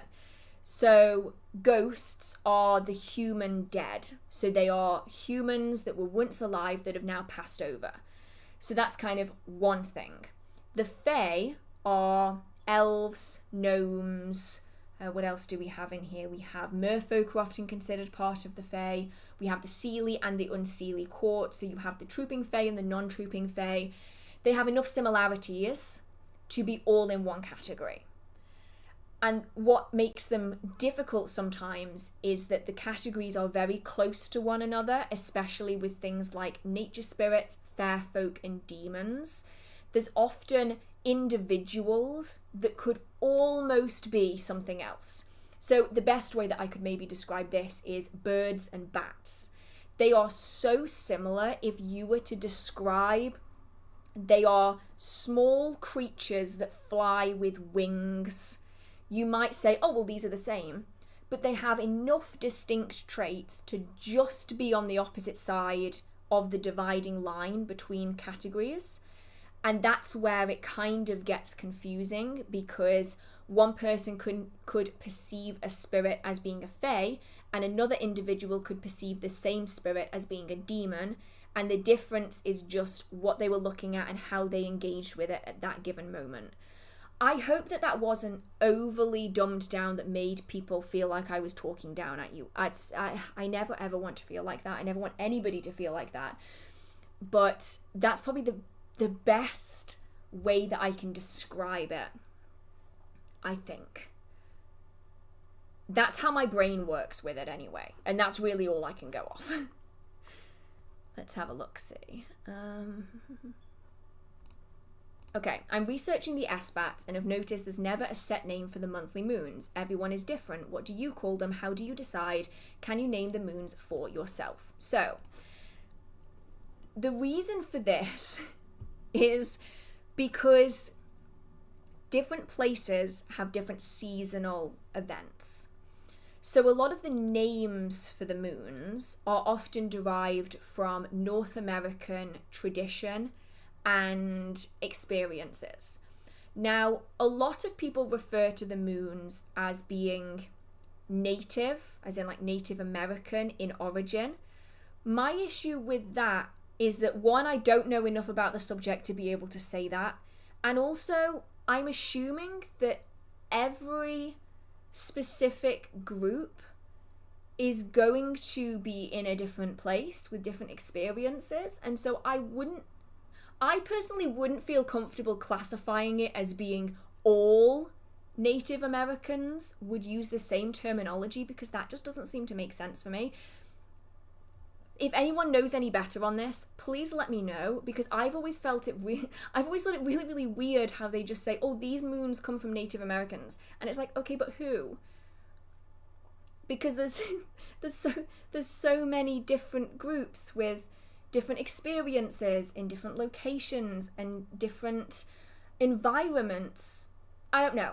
So from what I can tell, what we see today as being the names of the moons come from North America. So you have like the sturgeon moon, the strawberry moon, the harvest moon, the wolf moon, the cold moon, is that one of them? And I don't necessarily think that anybody has the same experiences everywhere around the world. And I mean, North America is a massive place, so I can almost guarantee that different parts of the country are going to describe things as being different because they are not going to have the same experiences. So I would go off whatever resonates with your area. So for instance, I think the July moon is called the strawberry moon, and to me that one makes sense because it's the middle of strawberry season. The sturgeon moon, though, means absolutely nothing to me because it doesn't relate to something that we have here. Like, we just don't have it. The harvest moon does make sense because it's around the harvest time. I typically just refer to the moons by the month that they are in. So for me, it's just the January full moon. It's the February full moon. That just makes more sense to me. But I really would love to know more about where the moon names come from. Because I've always just been told like this very sweeping description of like, oh, it comes from Native America. And I'm like, I want to know more. I would love to know like the actual origins of these things, or is it just something that people have said to make the names seem more powerful? I don't know. Maybe it's a mix of everything, a little bit like Wicca, where I mean, a lot of it was probably brought to Europe from Wicca, to be honest, the idea of adding things in. But yeah, I need to learn more about that. So if anybody has any recommended resources, or if they know more, please let me know, because I always want to be more informed on things than I am. Right, let's have a look-see. Would you say that absolutely everyone can become a witch, or are there people who would be absolutely hopeless in this respect? Okay. I'm going to say something that I might annoy some people on, okay? But you're going to just hear me out, okay? Personally, I don't believe that everybody can be a witch, okay? That doesn't mean that everybody doesn't have the potential. I just don't think that everybody has the willingness to put in the work to actually be able to do it. And that's the main distinction here. I am not one of those people that's like, no, you have to be a seventh daughter of a seventh daughter to be able to practice witchcraft. You have to come from a hereditary line of witches going back to the Salem witch trials. I am never one of those people. However, I do genuinely believe that there are some people who want the outcome of witchcraft, but they don't want to do any of the work, and they are never going to be successful in witchcraft, because you cannot just take and expect to be given things. It doesn't work like that. And so I think that everybody has the ability to be good at witchcraft. It is something that we learn. It's a craft. It's something that we develop. We can nurture our skills. We can learn and we can grow. But I have met some people that refuse to do anything themselves. I mean, I would get emails from people. This is maybe like 10 years ago now. I would get emails from people where they would be like, I want to learn this. And I'm like, that's really good. Okay, here are some resources that I really, really like. And I would recommend that you give them a read. There's some like Tumblr blogs, there's some books, there's some like websites. Great. And they would come back to me and they'd be like, oh, I'm not reading all of that, just tell me. Those are the people that will never be successful at witchcraft because they aren't willing to do anything to learn or understand themselves. And that is a really big thing in witchcraft, is it is a craft. It is something we have to hone, something that we have to put time and energy into. And I think that not everybody is cut out for that. They could be if they put the effort in, but if they aren't willing to, then they're not going to get anywhere. And then they get frustrated and they get annoyed, and then they say, oh, well, witchcraft just is nonsense. And it's like, is it? Or is it that you actually refuse to read a single page of a reference book before you tried a complicated summoning spell and then wondered why it didn't work? I think that that's the main distinction here for who will be good and who won't. I don't think it is a genetic thing. I don't think it is a hereditary thing. I very firmly am in the camp of, if you want to be good at something, you need to try it. Give it a go. You know, it's the equivalent of wanting to be a fabulous painter and then refusing to ever do any painting yourself. It's like, how are you going to get good at it if you aren't willing to give it a real try and go to an art lesson or pick up a reference book or try? Just try. That would be really good. Oh my goodness, I did not see this when it came in, but thank you so much, Ruth. I really, really appreciate it.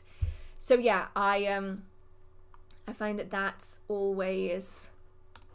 It's always a difficult one because I want to be as inclusive as possible when it comes to, like, I mean, I'm firmly in the camp of anybody can learn to be good at witchcraft.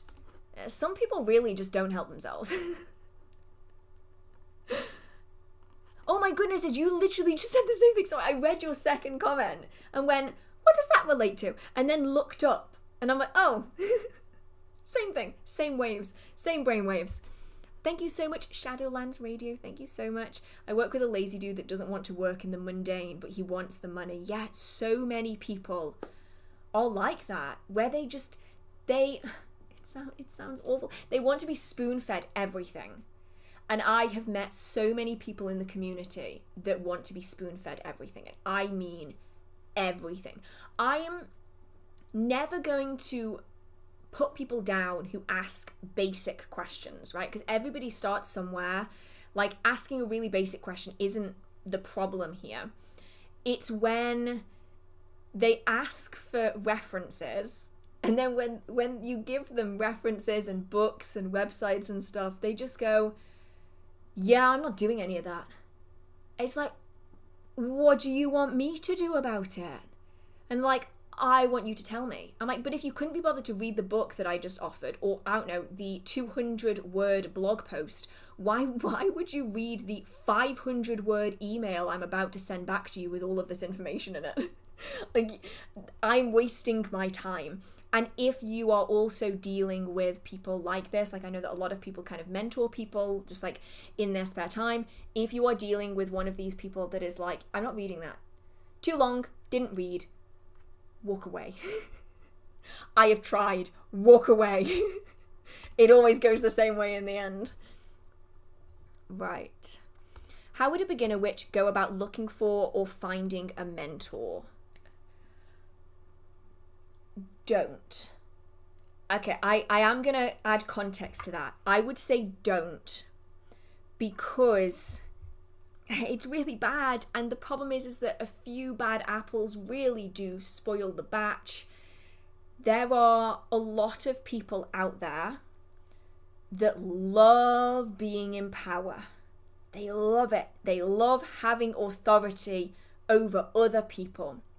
And spiritual communities have a bad track record with horrible people manipulating others for power, for control.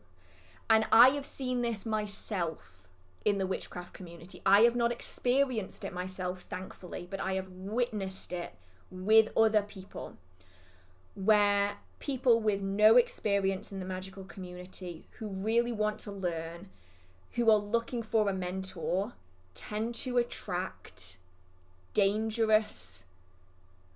I don't want to classify it as just being men, But in my experience with the people that I have encountered, it has always been men with younger women, where they see it as an opportunity to take advantage of that situation. Now, that is not me saying that the only people in this that can take advantage are men, or that the only people that can be taken advantage of are women. That's not what I'm saying. It's just that's the dynamic that I have witnessed personally. It can happen to anybody, and it often takes you completely by surprise, and you don't realize that it's happened until it's way too late. So what I would say in this is, rather than looking for a mentor, I would do research, look at online posts, look at YouTube videos, websites, podcasts, forums, get some books on the subject, listen to some audiobooks, get some foundations with loads of different authors, loads of different content creators, so that you have a really good basis of kind of a general idea of what's going on. And then you'll often find that you are inadvertently meeting people that go on to become mentors that you never expected. And you might find that there are authors that do mentorship. You might find that there are authors who have their own YouTube channels, podcasts, blogs where you can learn from them. Some authors will allow you to send emails to them asking questions. There's so many people out there that can be phenomenal mentors that I find that you often stumble upon them completely by accident. And it's in those situations where I think you are at your most advantageous.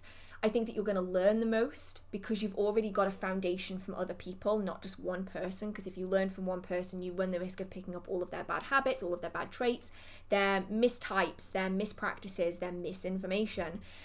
And it also reduces the risk of finding people who want to mentor for all of the wrong reasons. I don't want to scare anybody like that, because it's obviously not everybody. The majority of people are going to be absolutely lovely, but I have seen it happen. I mean, once is bad enough. I'll be honest, once is bad enough. I've seen it happen too many times where things go down a dark, manipulative, sometimes sexual path that is not what they signed up for at all, but it's sort of what they've ended up in. So if anybody is in this situation yourself, you are not alone. You are not the mistake in this situation. People get into this, cult-like, exactly. It is that kind of cult-like thing.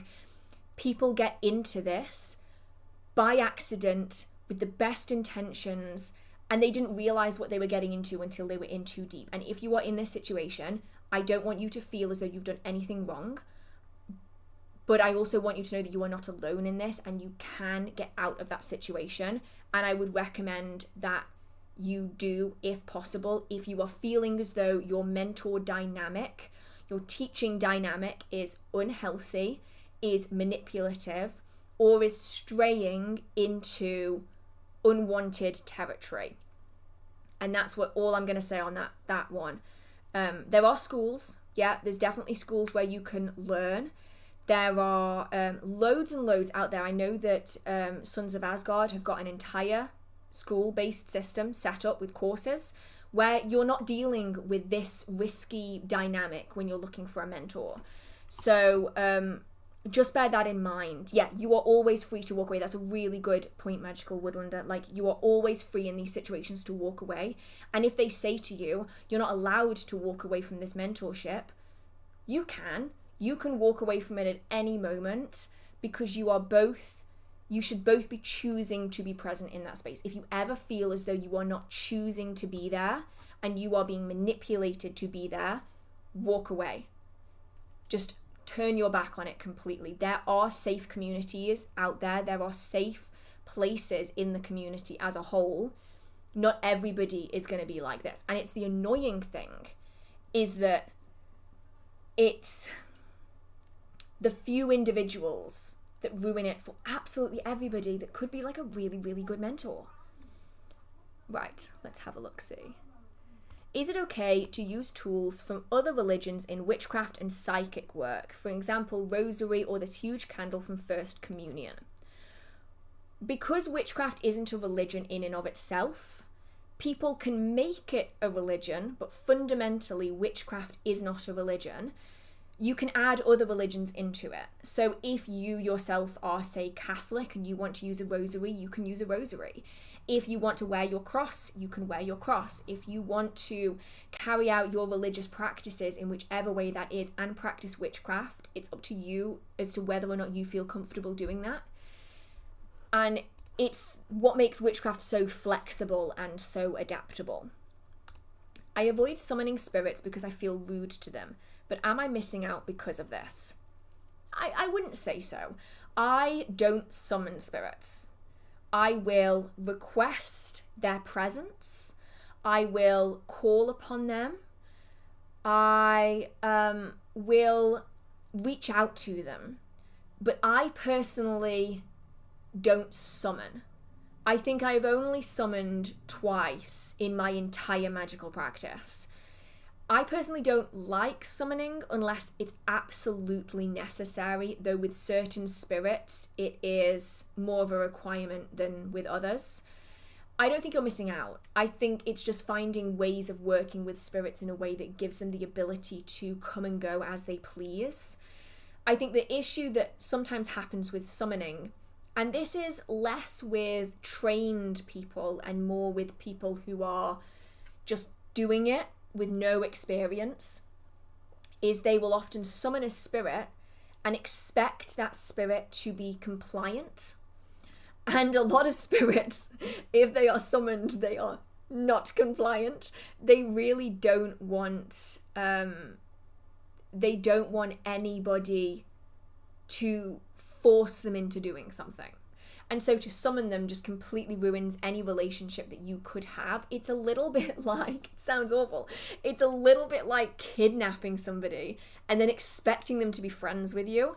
It's just, it doesn't work. And so I think in this, summoning is really only for certain circumstances with certain spirits. It's not something that every witch or practitioner is going to carry out.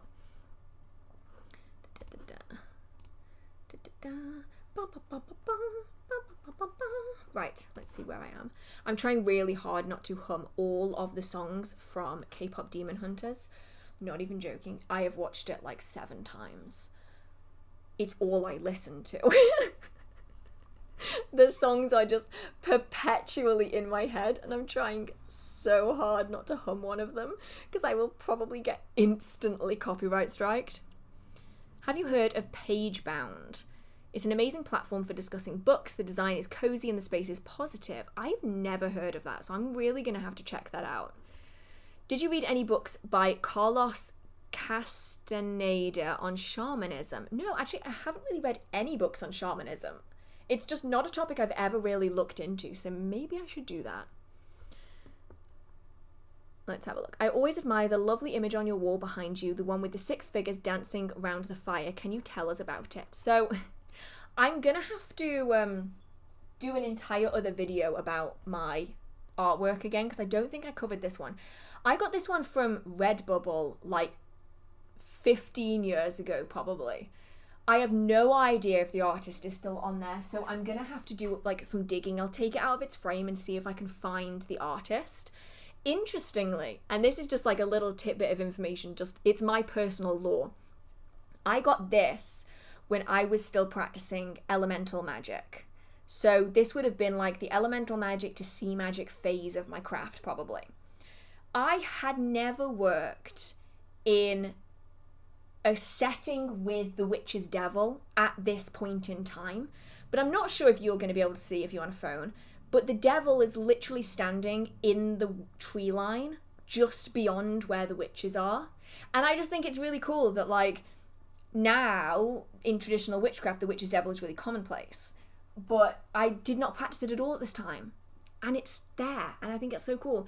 So I did a few of them a couple of years ago. What was it actually called? Let me just double check.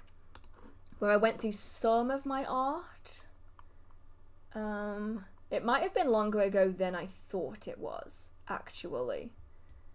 Thinking about it. Oh, no. Oh, wait, it might have been really, really long ago. Wait.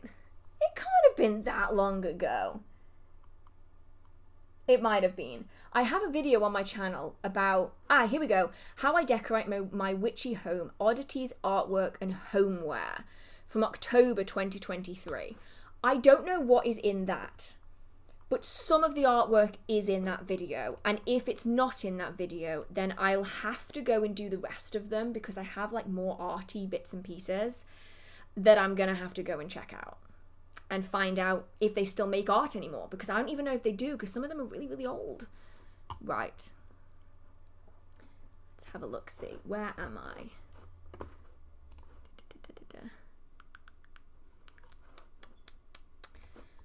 I'm somewhere here. How important is meditation in the practice? It can be really useful. It's very beneficial, but it isn't a requirement if you aren't able to do it. And I've actually gone over this entire topic in a recent video, if I can get it up. It is called, I'm still on the wrong tab. Hang on a minute, I'll get there. It is called Making Meditation Easier for Witchcraft, Divination, and Trance Work. I only posted it last month, so it should be really easy to find. That goes over a whole bunch of different techniques for making meditation more adaptable to your practice if you do struggle with kind of the classical forms of meditation. Now, in terms of this, talking about, sometimes I will take questions out of the main chat if they relate to what I'm currently kind of talking about or something that's just happened. Otherwise, kind of all the context is lost. If you're wondering why I'm doing that, it's just so that we don't lose the context of the question. Otherwise, it can get kind of confusing. But Luminous said, but we summon servitors, I think. This is in terms of like summoning spirits. The difference between a servitor, though, and a spirit, like a separate spirit, is that a servitor is made of you. So a little bit like a fetch, they are an extension of your energy. So think of it less summoning and more calling back. And when a servitor is made, they are created rather than summoned into that space. I suppose that the main way of thinking about it, perhaps, I suppose, is a spirit that is its own entity, has its own life. It's doing its own thing. If it were a person, it has its own job, it has its own family, it lives in its own home, it has its own friends, it lives in its own space. And we are forcibly removing it from where it currently is into our environment for our own benefit. Whereas a servitor is your energy in extension, doing a task that you have requested it to do. It isn't necessarily engaging with anything else outside of the task it has been given. And then we are summoning that energy, we're calling that energy back to us again, either because we need to give it additional information, we need to change its task, or we need to give it more energy, or perhaps we need to destroy it. So the main distinction there is that a servitor, especially a new servitor, has no attachment to anything else in the world. It is simply an energetic creation for a goal. Whereas a spirit has its own life and its own existence outside of you, and you are forcing it to come into your space for your own benefit. I think that's really the main kind of distinction between the two. Right, let's have a look-see.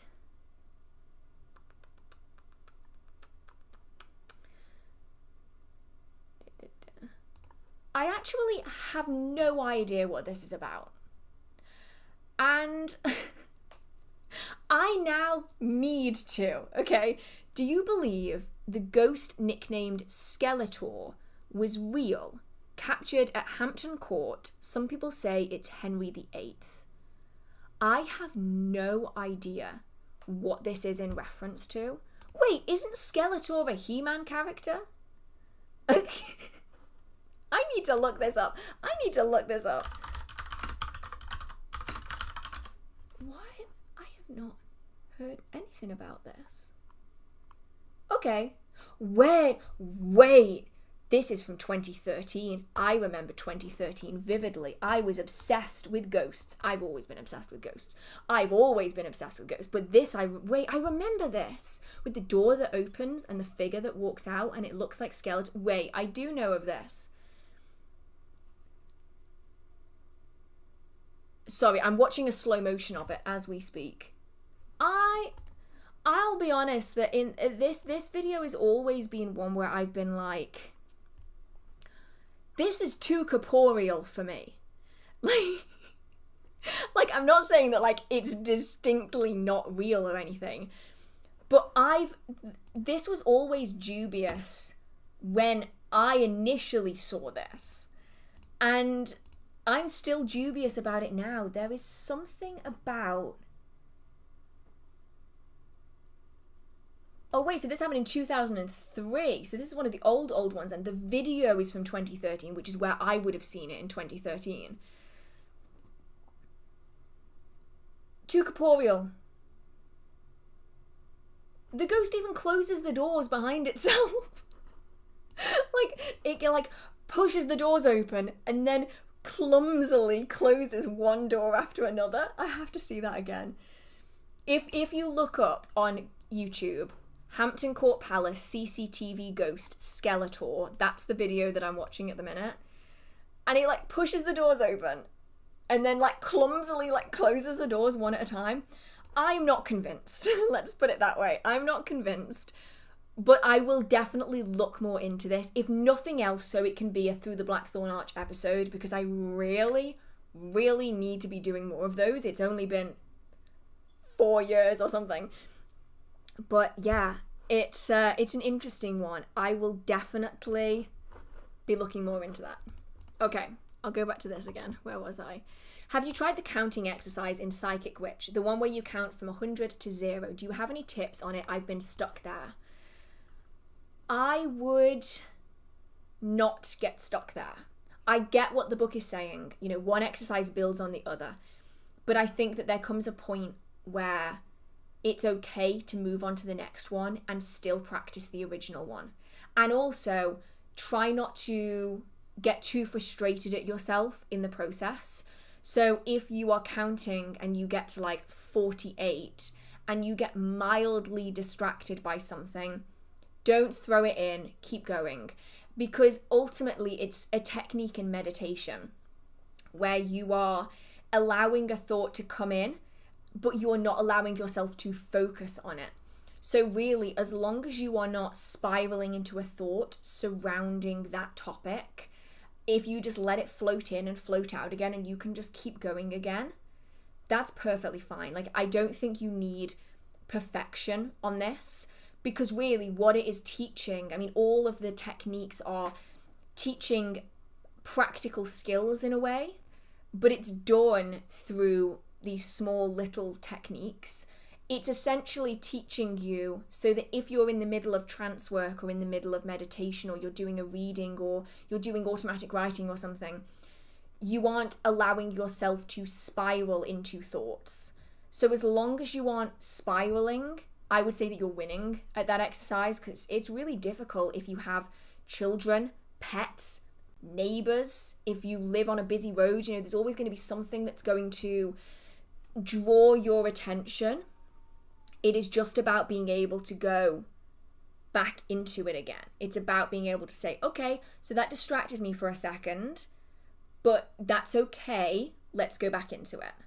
So I would say you can probably get away with doing like 2 or 3 exercises that are next to one another, practicing them in one go. Like, start with one, move on to the next one while still practicing the one before. Like, I don't think perfection is necessarily healthy because it's so difficult to obtain. Oh my goodness, Joe, thank you so much. Thank you, Hearth. Your live streams and videos are always the best. No, are the best and always done with style and care. I skipped out of Ronald Hutton's live lecture on Pan to watch you tonight. Why? Why? Ronald Hutton's live... How did I not know about that? Was that at the Last Tuesday Society or was that somewhere else? If it's the Last Tuesday Society, I totally missed that one was happening tonight. To be fair, either way, I couldn't have gotten out of my own job to go and watch it. Thank you. biggest compliment ever. Skipped out on Ronald Hutton. Thank you. And oh, the Gresham ones. I've never watched any of those. I really need to. I always watch The Last Tuesday Society, but I've never watched any of the Gresham ones. So I really need to give them a go. Right. Let's have a look, see where was I? Oh, it jumped. Oh! Let's go up here. I'm somewhere around here. Okay. What does it mean if you are a dark, elvish villain with magical powers in most dreams? That's going to depend on you.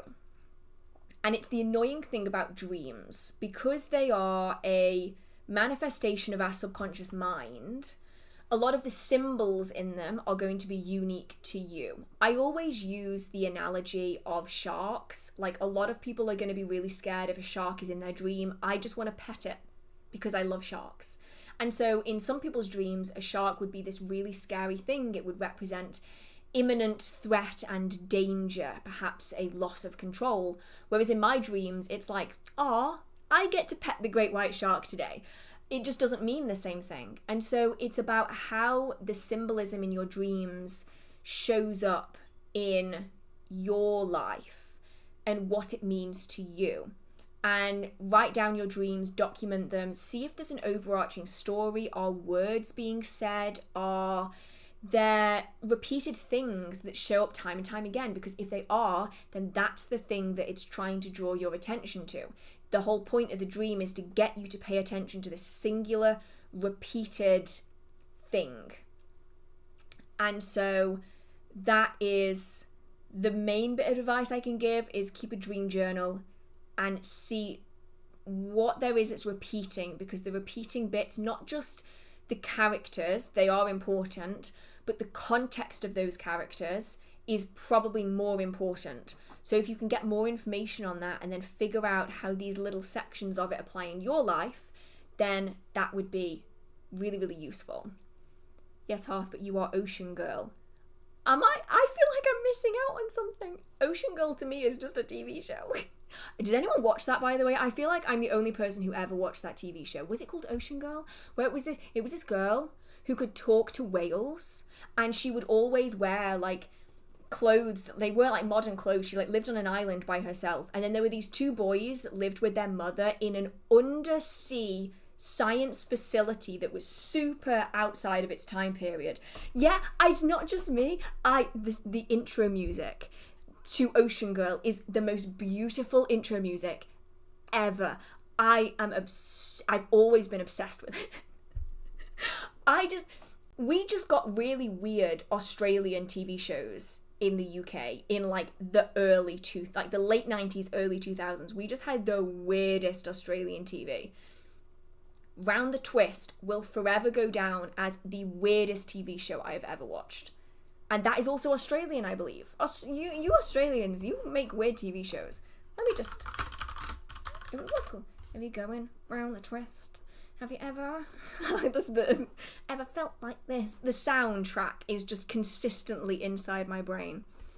Strange things are happening while you're going round the twist. It's so catchy. Oh! Haha, okay, yeah, I get it now. Ocean Girl because of the marine biology. I'm slow with processing things today. My brain is like lagging. It's like slow motion. Everything is like delayed reaction today. See, I never liked Mako Mermaids, right? Mako Mermaids was the cheap side project of what is arguably one of the best TV shows ever made, being H2O Just Add Water. And Charlotte has got to be one of the best villains of any TV show ever. They made every person hate Charlotte in that show. Side tangent. But I'm glad to see that I'm not the only person who liked Ocean Girl. I need to watch Ocean Girl again. I need to find where I can watch it because it was so good. It was so weird. It was bizarre. I swear, I know I've said it before. There was one episode of Round the Twist. How many episodes were there? 52 episodes of Round the Twist. 52. And I I actually wonder if maybe these TV shows shaped what I was interested in, right? Because, no, actually it couldn't have, because I was already kind of practicing like the witchy stuff and seeing the spirity things beforehand, right? There was one episode of Round the Twist. Okay. I know I've mentioned it before, but I am still amazed that they allowed this to air, where this young boy pees on a tree, and then the spirit of the tree tells this young boy, he was like 14, that she is now pregnant with his child because he peed on the tree in like the middle of like a football game or something. And then he ends up pregnant with this spirit's baby, and then he burps out a green baby.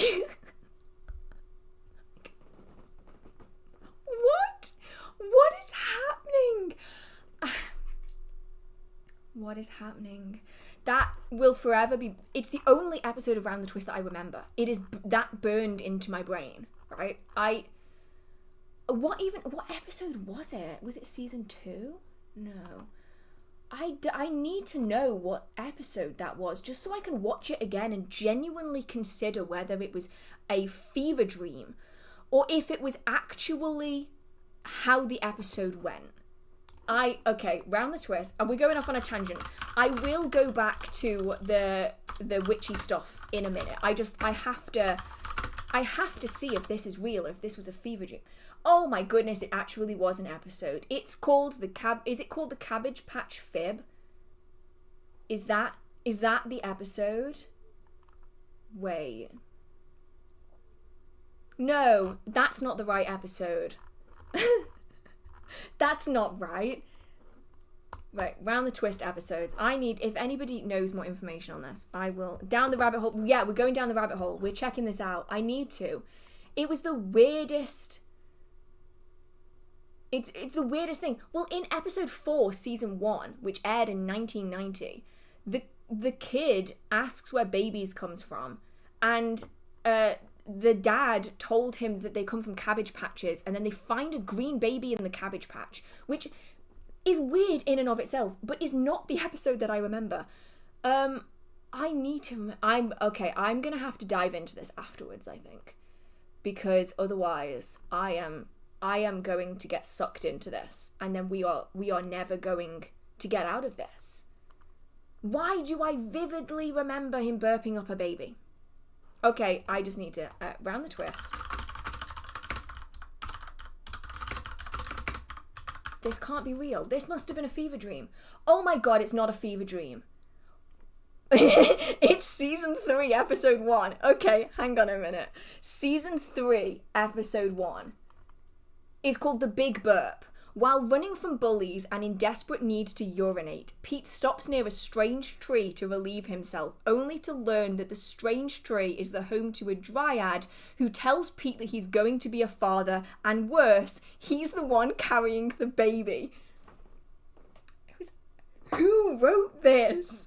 It's like worse than Courage the Cowardly Dog. Like, it's great in the weirdest way. Okay, with that being said... I'm gonna have to watch that later. I need to see if it's as bad as I remember. And anyone checking in on the stream right now is going to be so confused. We're talking about a guy burping up a green baby in Australia. It's strange. It was incredible. It was one of those TV shows where it feels like a genuine fever dream. And I think whoever wrote it must have been on something, because it's bizarre. Right, let's have enough of that and get back into what I'm actually meant to be doing. I'm sort of addicted to doing a love spell. Red anointed candle with jasmine oil, jasmine incense, a picture of the person, and meditation on my love interest every Saturday. Am I overdoing it? Why Saturday? I mean, I wouldn't want anybody to be obsessed with doing any kind of spell ever. So if you are considering yourself obsessed with doing a spell, I would say don't do it anymore. Take a step back, give it a week, let it settle. I don't think you need to be doing this every Well, I don't even think you need to be doing this every week. I think you need to be giving it an amount of time so that you aren't addicted to doing it, because that can become a problem. My question is, why Saturday? Because typically love spells are done on Fridays. Because of the association with Venus and love magic and relationships and all of that stuff. So if anything, I would say switch to Fridays and do it less often to give it a chance to do something if that is something that you want to be doing. Oh my goodness, they're on YouTube? Okay, I'm gonna have to check that out later. Additionally, I am going to throw another TV show out there to see if anybody else watched this TV show. Does anybody remember Ubos? It was actually like UBOS, Ubos. And it was a talking book, and these two siblings, and the girl was always my favorite, and she had purple hair, and she rode around on a magic scooter, and it was incredible. And it didn't run for very long. I think it was like a German show? Ubos. I want to know if I'm the only person who ever watched this. It was called The Ultimate Book of Spells. It ran from 2001 to 2002. Oh, it only had one season, 26 episodes. That was incredible. Check it out. I think that one is on YouTube as well. It's really, really good. I really enjoyed it.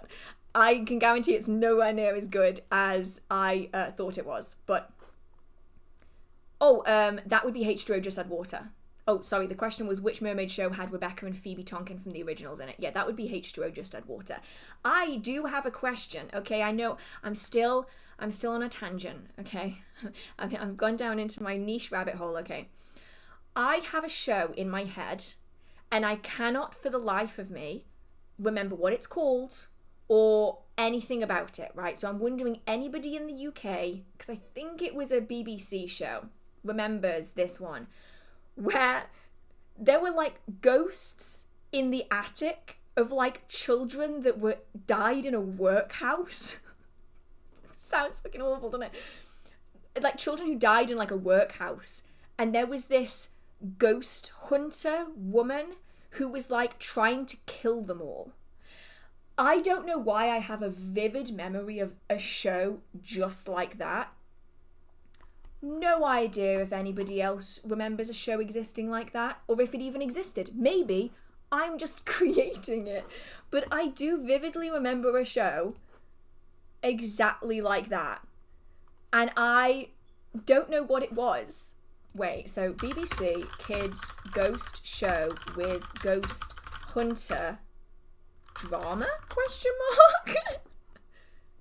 No way, was it actually just called The Ghost Hunter? Oh, that's very on the nose, isn't it? Yep, it was called The Ghost Hunter.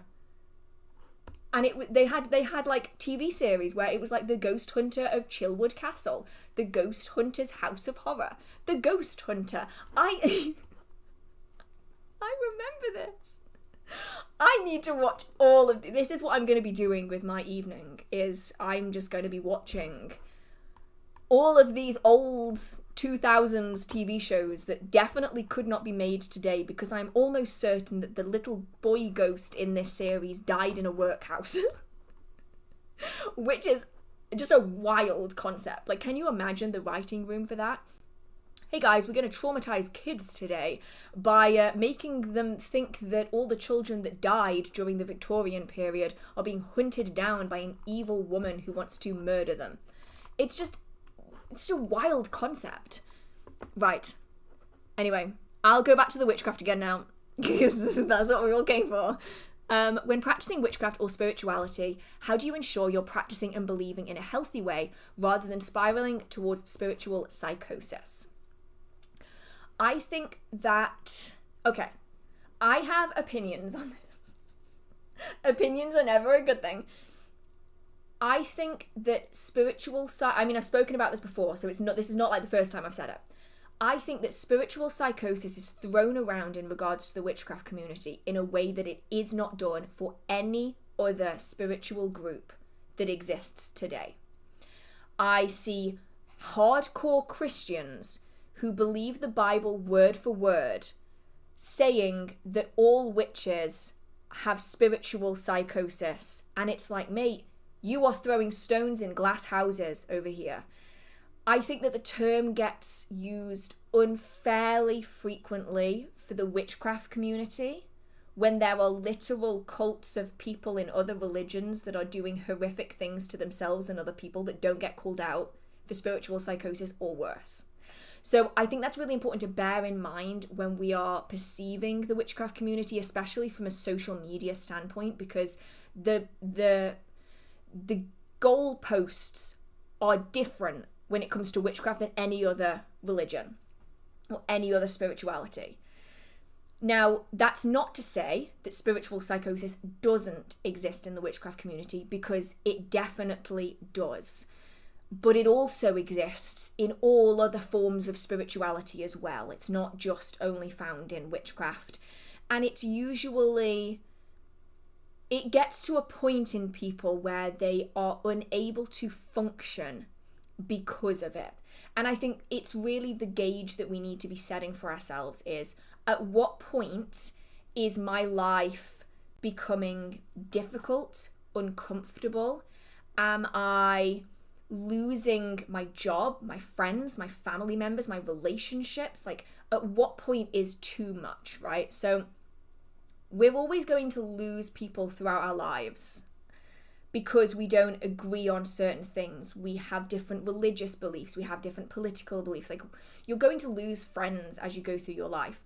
But if you're noticing that everybody in your life is saying to you, you know, you're becoming obsessed with this in a really unhealthy way. And I don't mean like a hyper-focus way. I mean in a putting yourself at risk because you are not functioning in your day-to-day life. I mean, you've lost your job because you are spending so much time worshipping or out in nature or doing spellwork and ritual that you are losing track of time to the point where you are not paying your bills. You are not you're not working, you've lost your job, your children are worried about you, your partner is saying, I can't do this anymore. Like, you have replaced everything in your life with witchcraft. Like, this isn't healthy. You have to choose what you're going to do. It's when you get to a point where it isn't just one person having differing beliefs to you and people in your life saying, hey, this isn't working for you. Like, you are causing yourself problems. That's when you need to be really, really looking at it. Before that point, yeah, it's like an addiction in a way. You need to be keeping yourself in check. Are you not making decisions unless you use tarot cards? That's a problem. Like, tarot cards can be used to assist in decision making, and they're very efficient at that, and they are very useful, but they shouldn't be used to decide whether or not you put butter on your toast. They shouldn't be used to decide whether you turn left or right every time you make a decision. You can't be carrying a pendulum around with you every waking minute of the day to make every decision. Do you go to the toilet or not? Do you eat lunch or not? Do you go to work or not? You know, if you're finding that you can't make decisions without consulting tarot, that's a problem. If you are finding that you are consistently using like single card readings on Instagram to get through your day, that's not healthy. If you are having to do a spell for every little tiny thing that goes wrong in your life, to the point where you're spending so much time doing it that you aren't actually doing anything mundane, this is a problem. You know what I mean? It's like keeping things in check. And the same applies, I want to really emphasize this, with other religions. If you spend 5 hours a day repenting your sins and praying, that's not normal. That's not healthy. Like, you are not functioning in your life because you are spending so much time doing this. Or the doomsday preppers who think that the end of the world is coming and that the rapture is about to happen, and so they quit their job and they force their kids out of school. You know, that is also psychosis in this kind of spiritual sense. So I think it's just about keeping yourself in check. It is an optional thing. It is an added bonus. As soon as it becomes like an obsession, that's when you're going to need to maybe rein it in, take a pause, take a step back. It doesn't mean you have to like not do anything ever. It just means you maybe give yourself a little bit of a break, give yourself some breathing room from it, and then go back in a healthier manner. Okay. Is it ethical to put spells into foods that that the consumer is unaware of? So health, wealth, etc. And this is where it's very difficult to have black, white, good, bad, white, black kinds of approaches when it comes to spells and rituals, right? And I know that some of you have immediately gone, well, of course it's bad. And it's obviously not great in the sense of putting things, but here's the thing, right? At what point does it become my tradition is right and your tradition is wrong? Because there are many cultural traditions, especially when we're looking into the very unique, like individual traditions that we do see in Africa especially, but not just in Africa, in other parts of the world, where consuming magical items is a very cultural tradition. It's a historical tradition. And so I'm not saying good or bad. I'm saying it's difficult to not turn it into well, my tradition is right and your tradition is wrong. Because a lot of them is it's very cultural. And so I think it's one where it's going to be based on the situation. I think context is incredibly important in this. Because if you are cooking a soup for your family and you've all just had a really bad cold and you're stirring intention into your food, is that unethical? That you are putting your positive energy and your magic into the food that you're serving your children when your children don't know about it? If you're cooking something for yourself and you're cooking brownies that have, say, rose mixed into it, like rose, not water, what's the word I'm after? Like the rose essence stuff in it, and somebody else eats them or you share them with your partner because they taste delicious, is that unethical? It's obviously, to me anyway, it's obviously a spectrum, because you don't want to be giving people things that are gonna like seriously hurt them. You know, if you're putting nuts in somebody's food and you don't know if they're allergic to it, that's a problem. If you're putting something that is arguably a health hazard into people's food, then that is very unethical, but it also belongs to cultural traditions that are still practiced to this day, that fit within the culture and the community that they are a part of. But then if you're doing it with your own family for something like healing or good luck or relaxation, and you're adding herbs into your cooking like sage or basil or thyme, is that unethical? And I think this is where the black and white thinking is difficult, because it doesn't work in all contexts. It very much depends on the circumstances, the people involved, the items that are added, the purpose of it. Do you know what I mean? Like, it's a very difficult, it's a difficult thing to say that something is good or bad, because the context matters so heavily. If you look into certain cultural traditions, especially love spells, the incorporation of bodily materials into food is done fairly commonly, at least historically. I am not super well versed on, say, modern day, but at least historically it was done fairly commonly. Culture changes, ethics change, laws change, and so it's very difficult in one location to say that something is good or bad without the further context of its placement in that tradition and practice. I don't know if that makes any sense. This might make no sense whatsoever, but it's one of them where context matters more than, I was going to say more than anything else, but obviously laws matter, but then that's part of the context. You know, that's part of the situation here. I just think it's a bit like love spells. There's two ends of the spectrum where, you know, one of them is stirring healing herbs and intention into soup that you're going to serve your family, and the other is adding potentially dangerous ingredients into food that somebody else is going to eat without knowing what's in it. And whilst they are technically both the same thing, the context matters, and the context is going to totally change whether something is perceived as being positive or negative. And that's why I think witchcraft is too nuanced for the black and white thinking. It's just there's too many variables at any given point. Right, have you had any success with worry dolls? I'll be honest, I worry too much for a doll to cope with, I think.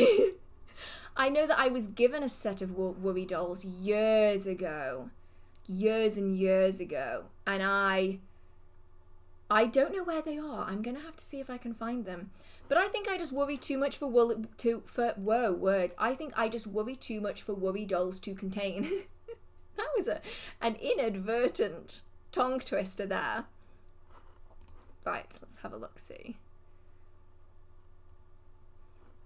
Oh, thank you so much, Nicole. Thank you so much. I think in terms of ethics, I think that in general, ethics need to be placed in the context of region.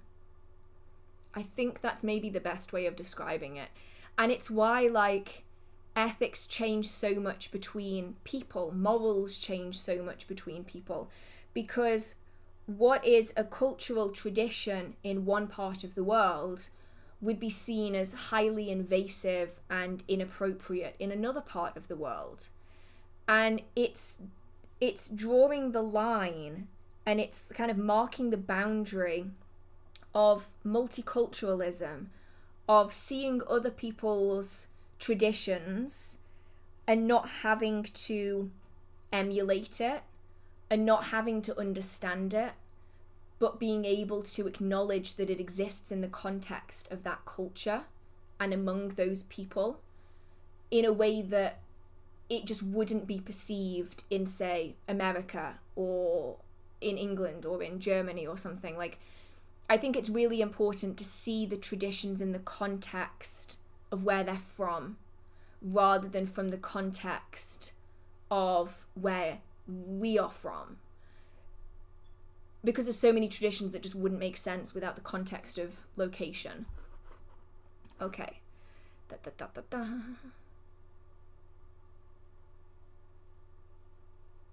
What do you think about astrological signs not aligning with astronomical placements of stars at the given month anymore? Like, Cancers are supposed to be Geminis now.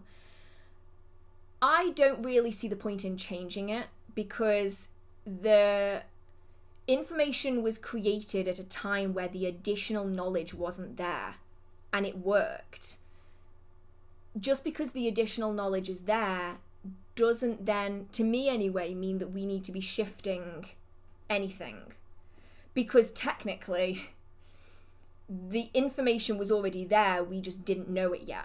So the placements were put in place at a time where, does this make any sense? Like, from what I can tell, basically what's happened is they found an additional placement, basically, that's going to shuffle everybody's astrological signs into a different one. Like, everything moves, basically. But the reality is that, from what I can tell, what they found has always been there. It's just they hadn't found it yet. And so I don't personally see the benefit of changing any of the placements, and I don't plan to. I just don't plan to, because I'm a Cancer through and through, and nobody can tell me that I'm a Gemini. It's not happening.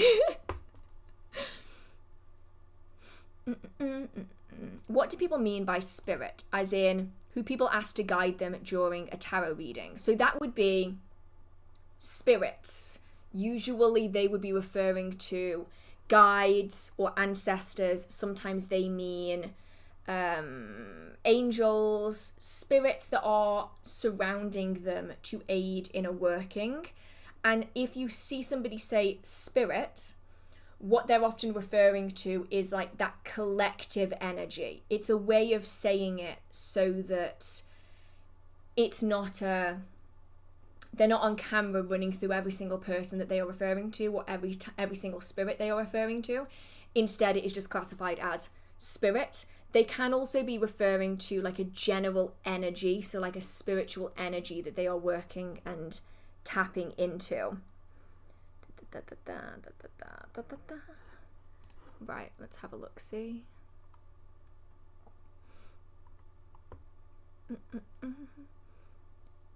Oh my goodness, that is incredible. Sorry. Shadowlands Radio. That is amazing. I now have 2 swimmable mermaid tails. Have you ever wanted to get a swimmable mermaid tail of your own? Yes. So bad, except you aren't allowed to use them in this country anywhere. No swimming pool will allow you to use them, which is really annoying. I used to swim a lot, and I don't mean like, I mean like swim, like train swim. And my favourite thing to do was when we got to wear flippers. We weren't allowed to do it very often, but we were allowed to use flippers on like certain exercises, and I loved it. My favourite thing was just underwater, just doing lengths underwater with the flippers on over and over and over, seeing how many lengths you could do before you had to come up to breathe. Pools now, they don't allow you to use flippers, and they definitely don't allow you to use mermaid tails, which would be so cool. I want to be the weird adult in the swimming pool with their mermaid tail. That would be so cool. Why don't I get to do that? It's so annoying. I want to do that. It sounds so fun. Right. If servitors are just energy but count as man-made spirits, does that mean all spirits are just manifestations of energy? Yes and no. So servitors are man-made spirits because they align with the non-corporeal nature of a spirit. So they have enough in common with a spirit to be considered a spirit, but they aren't separate in their own right. So they do not have an existence outside of your creation of them. So technically, because a servitor is a spirit, that does mean that a type of spirit is just a collection of energy. But spirits, you can get, well, thought forms are the same. It's kind of that corporeal nature. It's a little bit different. So they're called spirits, but they're not quite the same as other spirits. Other spirits are just energy, just like we are just energy. In a way, we're just vibrating atoms talking to each other and being weird. And I suppose spirits in a way are the exact same thing. They are just energy. And sometimes that energy is left over after death. And sometimes that is energy, like we are energy. It's just that it's in a different form than what we are in, if that makes any sense. But servitors being known as man-made spirits, while it makes it easier to understand the role that they play, they are sort of like spirit adjacent. A bit like how a fetch is a spirit adjacent. A fetch will manifest like a spirit to somebody who is observing it. But technically a fetch isn't a spirit. Just like how your astral form will appear like a spirit to somebody else, but it isn't actually a spirit. It's just your astral body. Which mermaid show had the actresses? Oh, I already answered that one. Sorry. What's your favourite herb, allies and ingredients to work with? I actually am planning an entire video on this topic. So I'm going to leave this one unanswered only because I am filming it like this week to go out either next week or the week after. So I don't want to spoil it. So that is one of the upcoming videos where and I'm going to be going through like how I use each one, like the different ways that I use them. So that's the plan for that. Here in America, they allow it if you have a scuba license for most public pools, but you aren't required one to use in lakes. Oh, lakes. I've never swum in a lake before. We don't swim in lakes here. We don't really have lakes that are big enough. In the Crooked Path, they have a chapter about the Witch Father and the Witch Mother. I can't find much further info about this other than the Wiccan goddess and god. Do you have any thoughts on them? So they are separate from the Wiccan god and goddess. So the thing I suppose to bear in mind here is that traditional witchcraft is not one thing. Traditional witchcraft is a formalized adaptation of pre-existing folk practice that has been added into the modern day. So it is essentially individuals who have looked at historical magical practice in varying parts of the British Isles usually, but often further afield too, that have created a system that works for a coven or has been added into a book. Oh yeah, you can swim in the Lake District. That's true. I'm just thinking we don't have lakes here like the lakes in America, you know, where they're like as big as an ocean and they have tides and you can't see the other side of them. That's crazy. They're too big. That's weird. It's not actually weird, but it's weird to me because like the idea of like a lake having is like so big that it has its own like tides because it's massive. That's incredible. Anyway, back to what I was on. What was I saying? I was on something. Oh yeah, the Crooked Path. So it's more that these traditions have been formalized into a readable material that can be reproduced by anybody if you choose to follow that path. So Gemma Gary's work in traditional witchcraft is Gemma Gary's work in traditional witchcraft. It is not the only style of traditional witchcraft. It is based off Cornish folk magic. Kelden's The Crooked Path is not all of traditional witchcraft. It is just that path that has been formalized into a tradition that you can read. The same with Besom, Stang and Sword. It is not like the be-all end-all of. And so you often find that energies are placed in a dualistic stance to make the energy easier to work with and to make it make sense. So the Witch Father and Witch Mother are often seen as opposing counterparts of energy, and the Witch Father can sometimes be associated with being the figure that we perceive as being Buka in Gemma Gary's work, which is the witch's devil, that idea. You also, I've seen them being referred to as like the witch's devil and the witch's queen. I've seen that before. And it's kind of that dualistic energy that can be worked with. But the thing with traditional witchcraft is it is this adapted folk practice. So when we're looking at something like Gemma Gary's work, the Buka can also be perceived as being a specific spirit that resides in a very specific area in a very specific place. And so if you are not from that area, you're not going to be able to work with that spirit in the same way, even though it has the same name. And so they're all very, very unique and different. And that's why that's why I love traditional witchcraft so much, because it is so varied and adaptable. It's very unique to specific locations, but it can make it a little bit confusing because essentially what you are learning is somebody's tradition that they are formalized, rather than, say, Wicca today used to be somebody's individual tradition that has now become like a universal formalized thing for the most part. Obviously, different traditions are going to have different nuances to them, but for the most part, the core values of it are the same.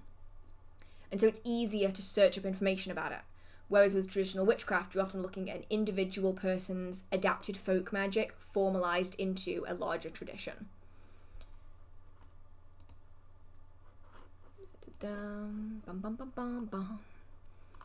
Right, those are all of the questions in my Q&A tab. So I will go through the chat just to see if there's any more in there. But if you do have any further questions, do let me know in the Q&A so I can get to them before the end.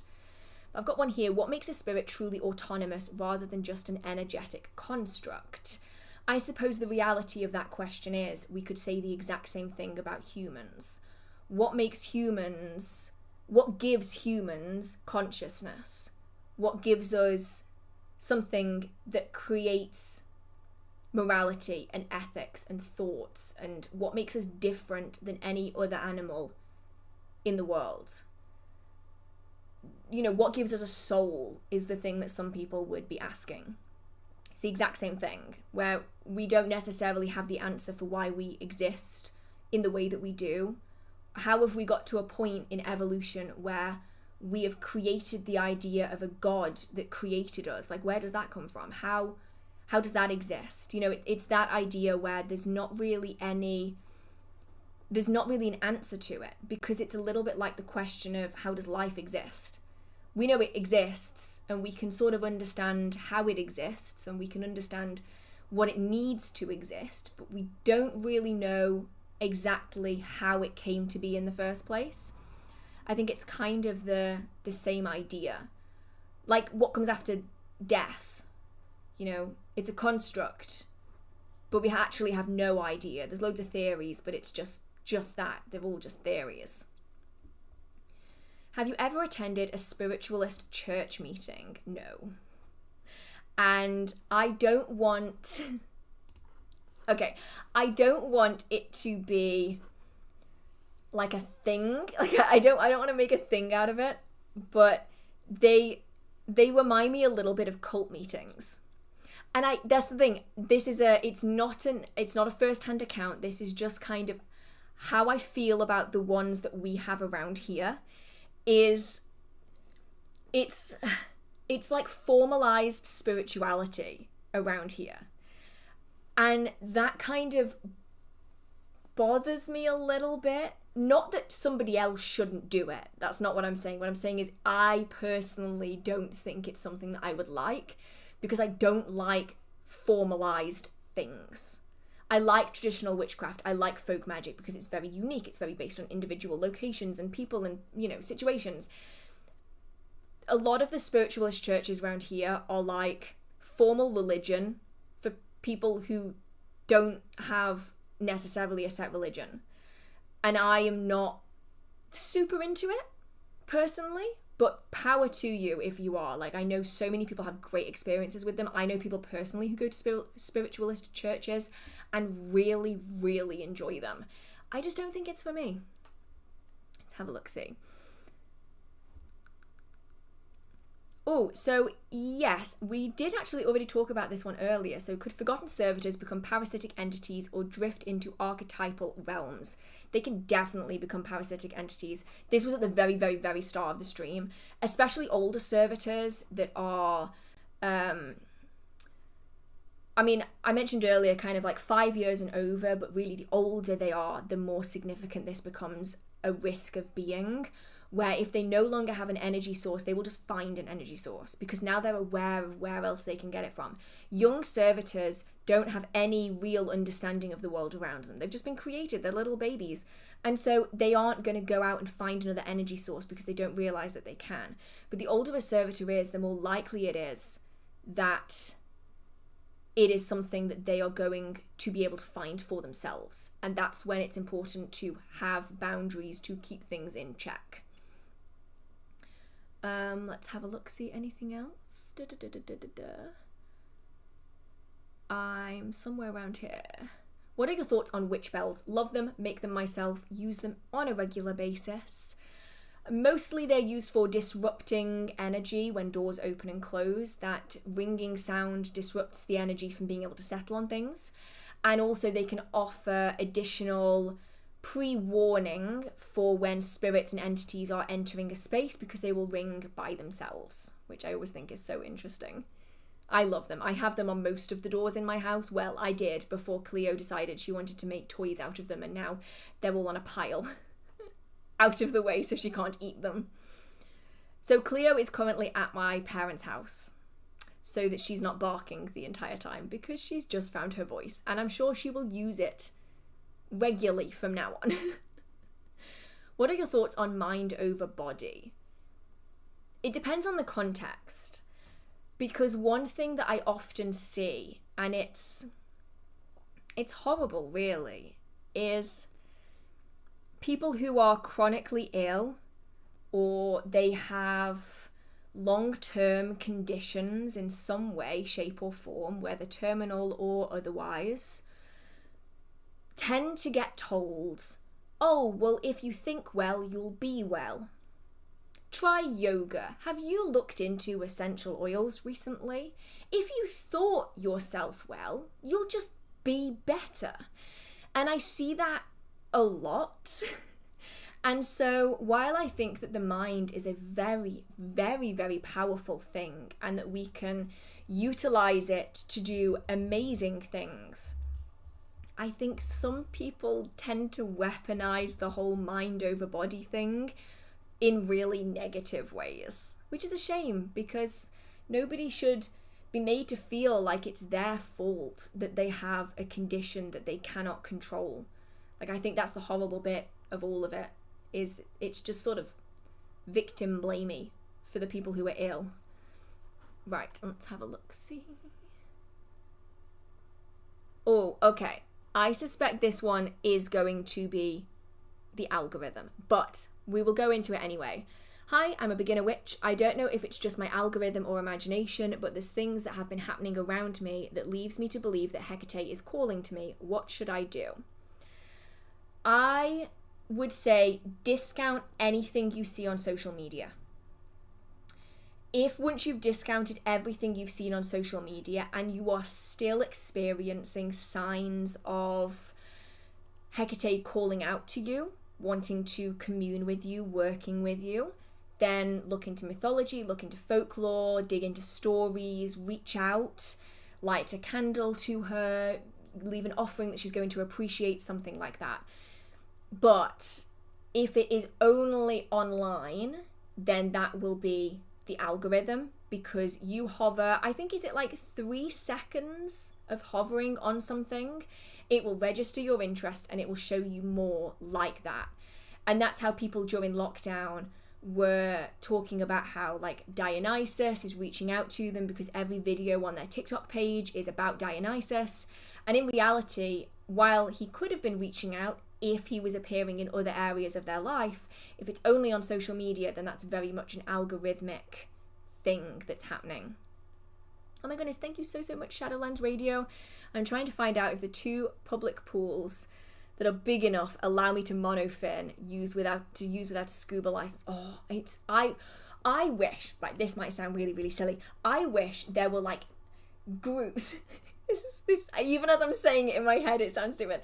I wish that swimming pools would allow groups of adults to play mermaids. Like, I want to play a mermaid in a swimming pool with a tail on. Why am I not allowed to do that? But I don't want it to be taken over by children. There should be like children's mermaid sessions and adult mermaid sessions. I just want to be in a pool with a group of adults who just want to play mermaids for 2 hours. And then they get out of the pool and they have a shower and they go home to their wife and 4 kids, or they go home to their 3 cats. You know, that's just what a cosplay pool party. That's what I need. I feel like this is what's missing in my life, is I don't get to dress up as an elf and go LARPing without people looking at me like I'm crazy. And I don't get to swim in a pool and pretend to be a mermaid for 2 hours. Like, this is the goal. This is completely the goal. Right. Let's have a look, see if there's any more in here. Are Ouija boards dangerous? They always give me the creeps. Also, are they the same as spirit boards? Yes, they are totally the same as spirit boards. Ouija was actually just a branding that they used on a game, basically. And it just means yes, yes. In French and German. Yes, yes board. I feel like they should have called it like the Wii 9 board. Wii 9. So yes, no, because that is what's on all of the boards. But no, they called it the yes, yes board. Why? They could have gone with something so good, and instead they went with the yes, yes board. But it's just a brand name. And not dangerous necessarily, no more dangerous than any other form of communication with spirits. It is just about how it is used. Ouija boards are commonly used in bad ways because of horror movies. So people are like, oh, well, why don't we give it a go and see what happens, completely uneducated with absolutely no protections, with no idea what we're doing. Nothing could possibly go wrong. And then they experience the side effects of a non-finished spiritual encounter, which can happen, by the way, with anything. It can happen with a pendulum, it can happen with tarot, it can happen with automatic writing. If you encounter a spirit that is maybe not super friendly, and you don't have protections, and you don't have to close down that space, and they're going about it so the spirit is left hanging around in that environment, then of course you're going to have the negative effects of that, the sensations, the sounds, the movements, things like that, of a spirit that is essentially stuck in a location. It's just that Ouija boards tend to attract people a lot more than pendulum divination does. Ultimately, it carries no more risks than any other form of spirit communication, as long as it's done correctly. And that applies to everything, because you can do the same thing with a pendulum on a piece of paper with the alphabet on it, and nobody freaks out the same way as they do if you bring out a Ouija board. I mean, I even had it when I would do the Witchcraft mystery boxes, where I had people specifically ask me every month, there's not going to be a Ouija board in this, is there? There's not going to be a Ouija board in this. I'm like, this isn't even a box about spirits, and no, there's not going to be a Ouija board in it because I don't have the licensing for it. But people are so nervous about it. But if you were to put a pendulum in that box, they would not have the same fear surrounding it. So I always think that's interesting. It's got a different reaction from people. Oh, thank you so much, Shadowlands Radio. In certain areas of America, they have lessons on how to swim with a mermaid tail for kids and adults. Oh my god. I've never been tempted, really, to go to America before. Well, Salem looks interesting, and so does New Orleans, but that looks incredible. I need to have a mermaid tail and swim around. That looks so cool.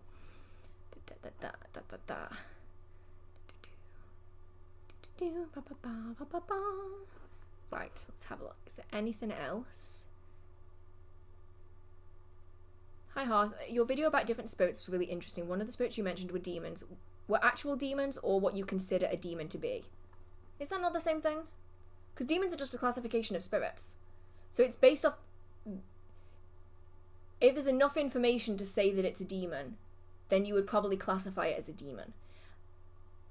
That's where I stand with it anyway. Like, if they tick enough of the boxes for me to identify them as being a demon, and the same applies for somebody else, then that's kind of the classification that I would put them in.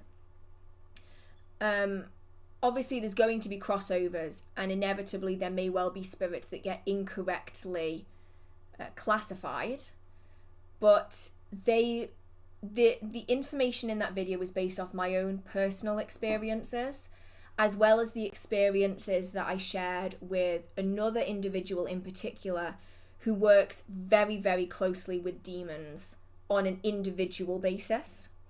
So I was going off my own experience and also his experience in it, which is far greater than mine when it comes to working with demons. So that's kind of the conclusion that we came to together. Obviously, different people may well put them in slightly different classifications. Can you provide any information on warding, like how to keep wandering spirits away and relatives you need to be kept away? Well, relatives that need to be kept away, you're looking at something more like an illusion spell, something that is designed to make you less noticeable, your home less appealing, so they are less likely to be present in that space. For warding, it's a very, very large, complex topic, but you're looking for any kind of protection working that is going to shield the home. So this could be large wards that you're looking at. It could be individual protections that are placed on doors and liminal space to stop them from entering into that environment. Right, let's have a look. See, where am I? How did you know that you were ready for your first working? As a beginner, I want to get rid of negative energy in my home that's built up, but I don't want to get it wrong. In this instance, you are very unlikely to get that wrong. At worst, nothing will happen. At best, you might have a really, really successful working. the thing that I always say is that it's less about the amount of time that you have been in the craft for, and it's more about how able you are to cope with issues if they arise. So, as an example, if you were doing a particular spell and you started noticing strange things outside of your circle or outside of your working space, dark shapes, strange sensations, noises, what would you do in that situation?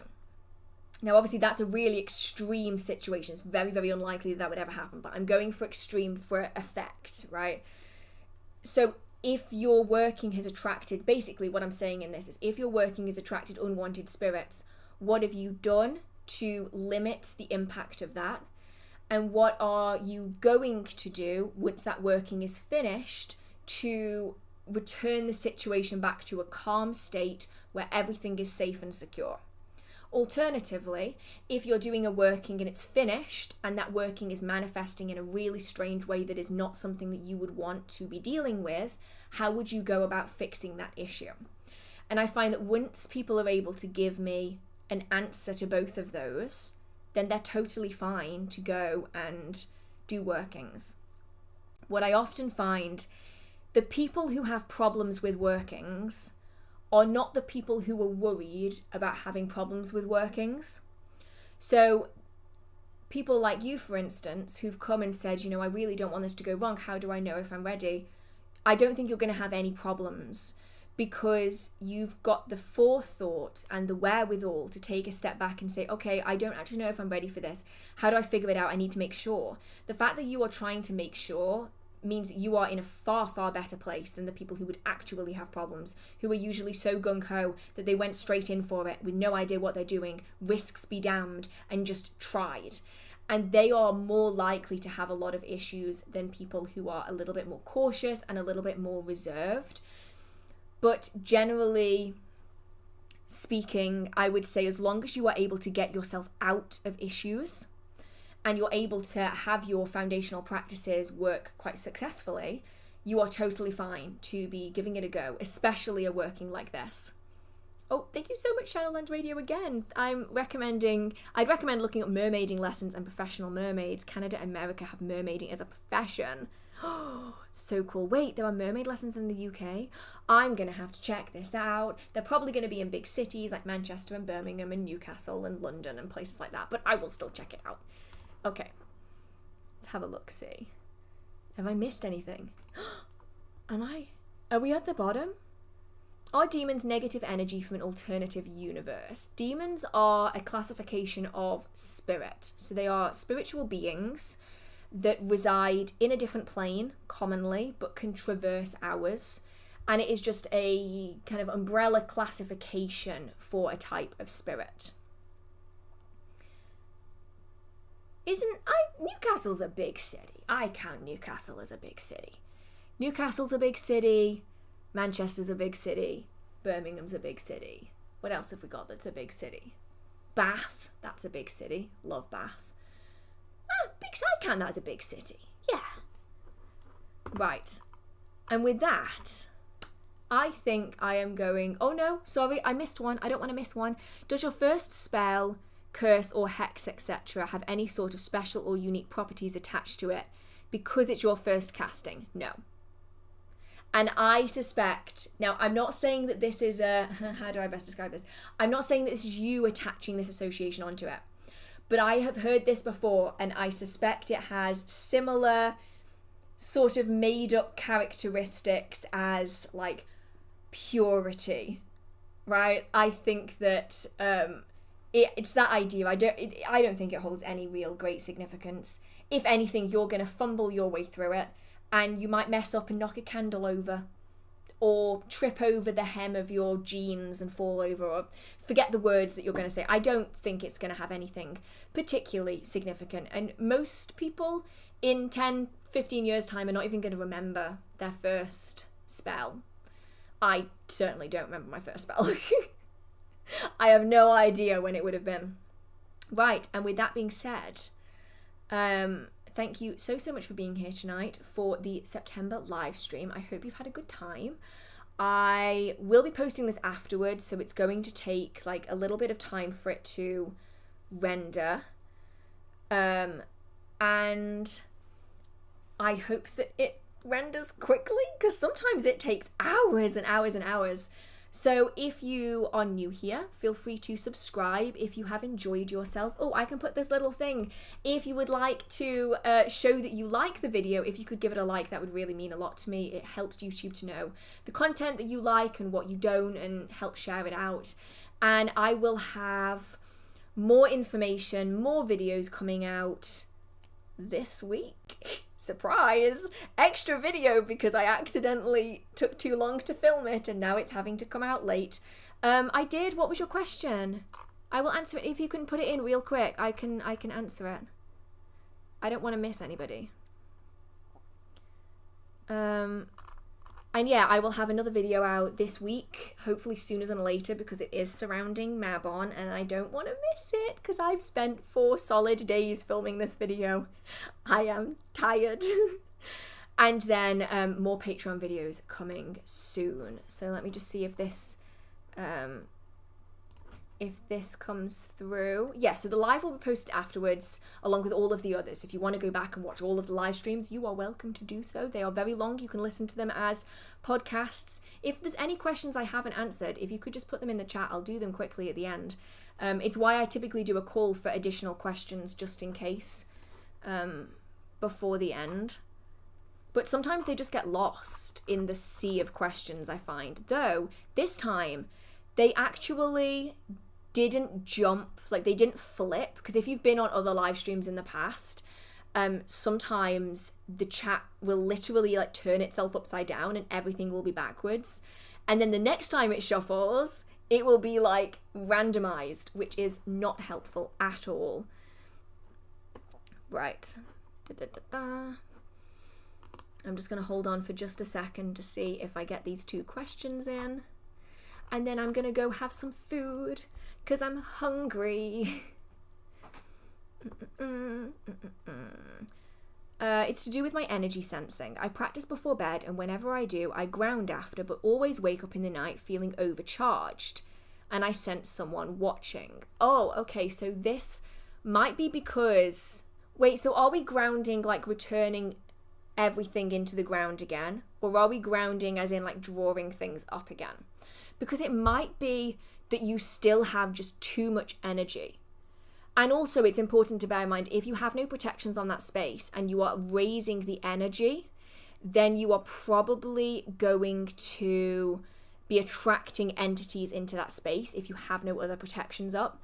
So you might need to make sure you have protections on that environment and then return more of your energy into the ground afterwards. You can also hold something or keep something under your pillow like hematite. That'll help ground your energy further and just make it easier to stop floating off. Because floating off is no fun. Okay. I'm so hungry. I don't even know what I'm going to eat. I don't even know. I will figure it out when I get to my fridge and decide what to have. So with that being said, the next live stream will be on the, I can tell you the exact date. It will be on the, where is it? October the 15th. Wednesday, October the 15th will be the next live stream. So feel free to tune in and listen to that. And I hope you have a marvelous magical day. I hope you're staying safe.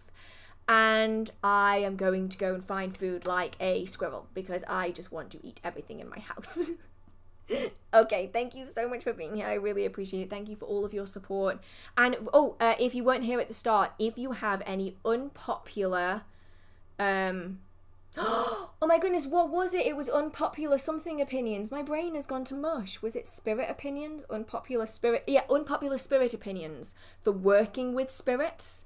Leave them in the comment section after this live stream, and we will I will, collective royal we there, be maybe making a video on that.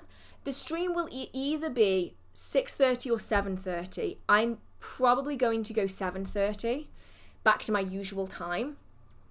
Today was simply earlier because I'm knackered by like 11:30 and I was not able to do it later than that. And yeah, that will be at 7:30 on the 15th. Unless something happens. So if you want to, you can follow me on Instagram. And I do try to post the stream about 18 hours beforehand so that you know what time it's happening. Anyway, I'm rambling. I need to go and get some food. Thank you so much for all of your support. Thank you so much for being here. Thank you everyone who has donated. It genuinely blows my mind every single time, and it all goes to support me and the channel. So thank you so, so much. And I will see you in the next video. Okay. Bye. I just paused then for an uncomfortable amount of time. And outro.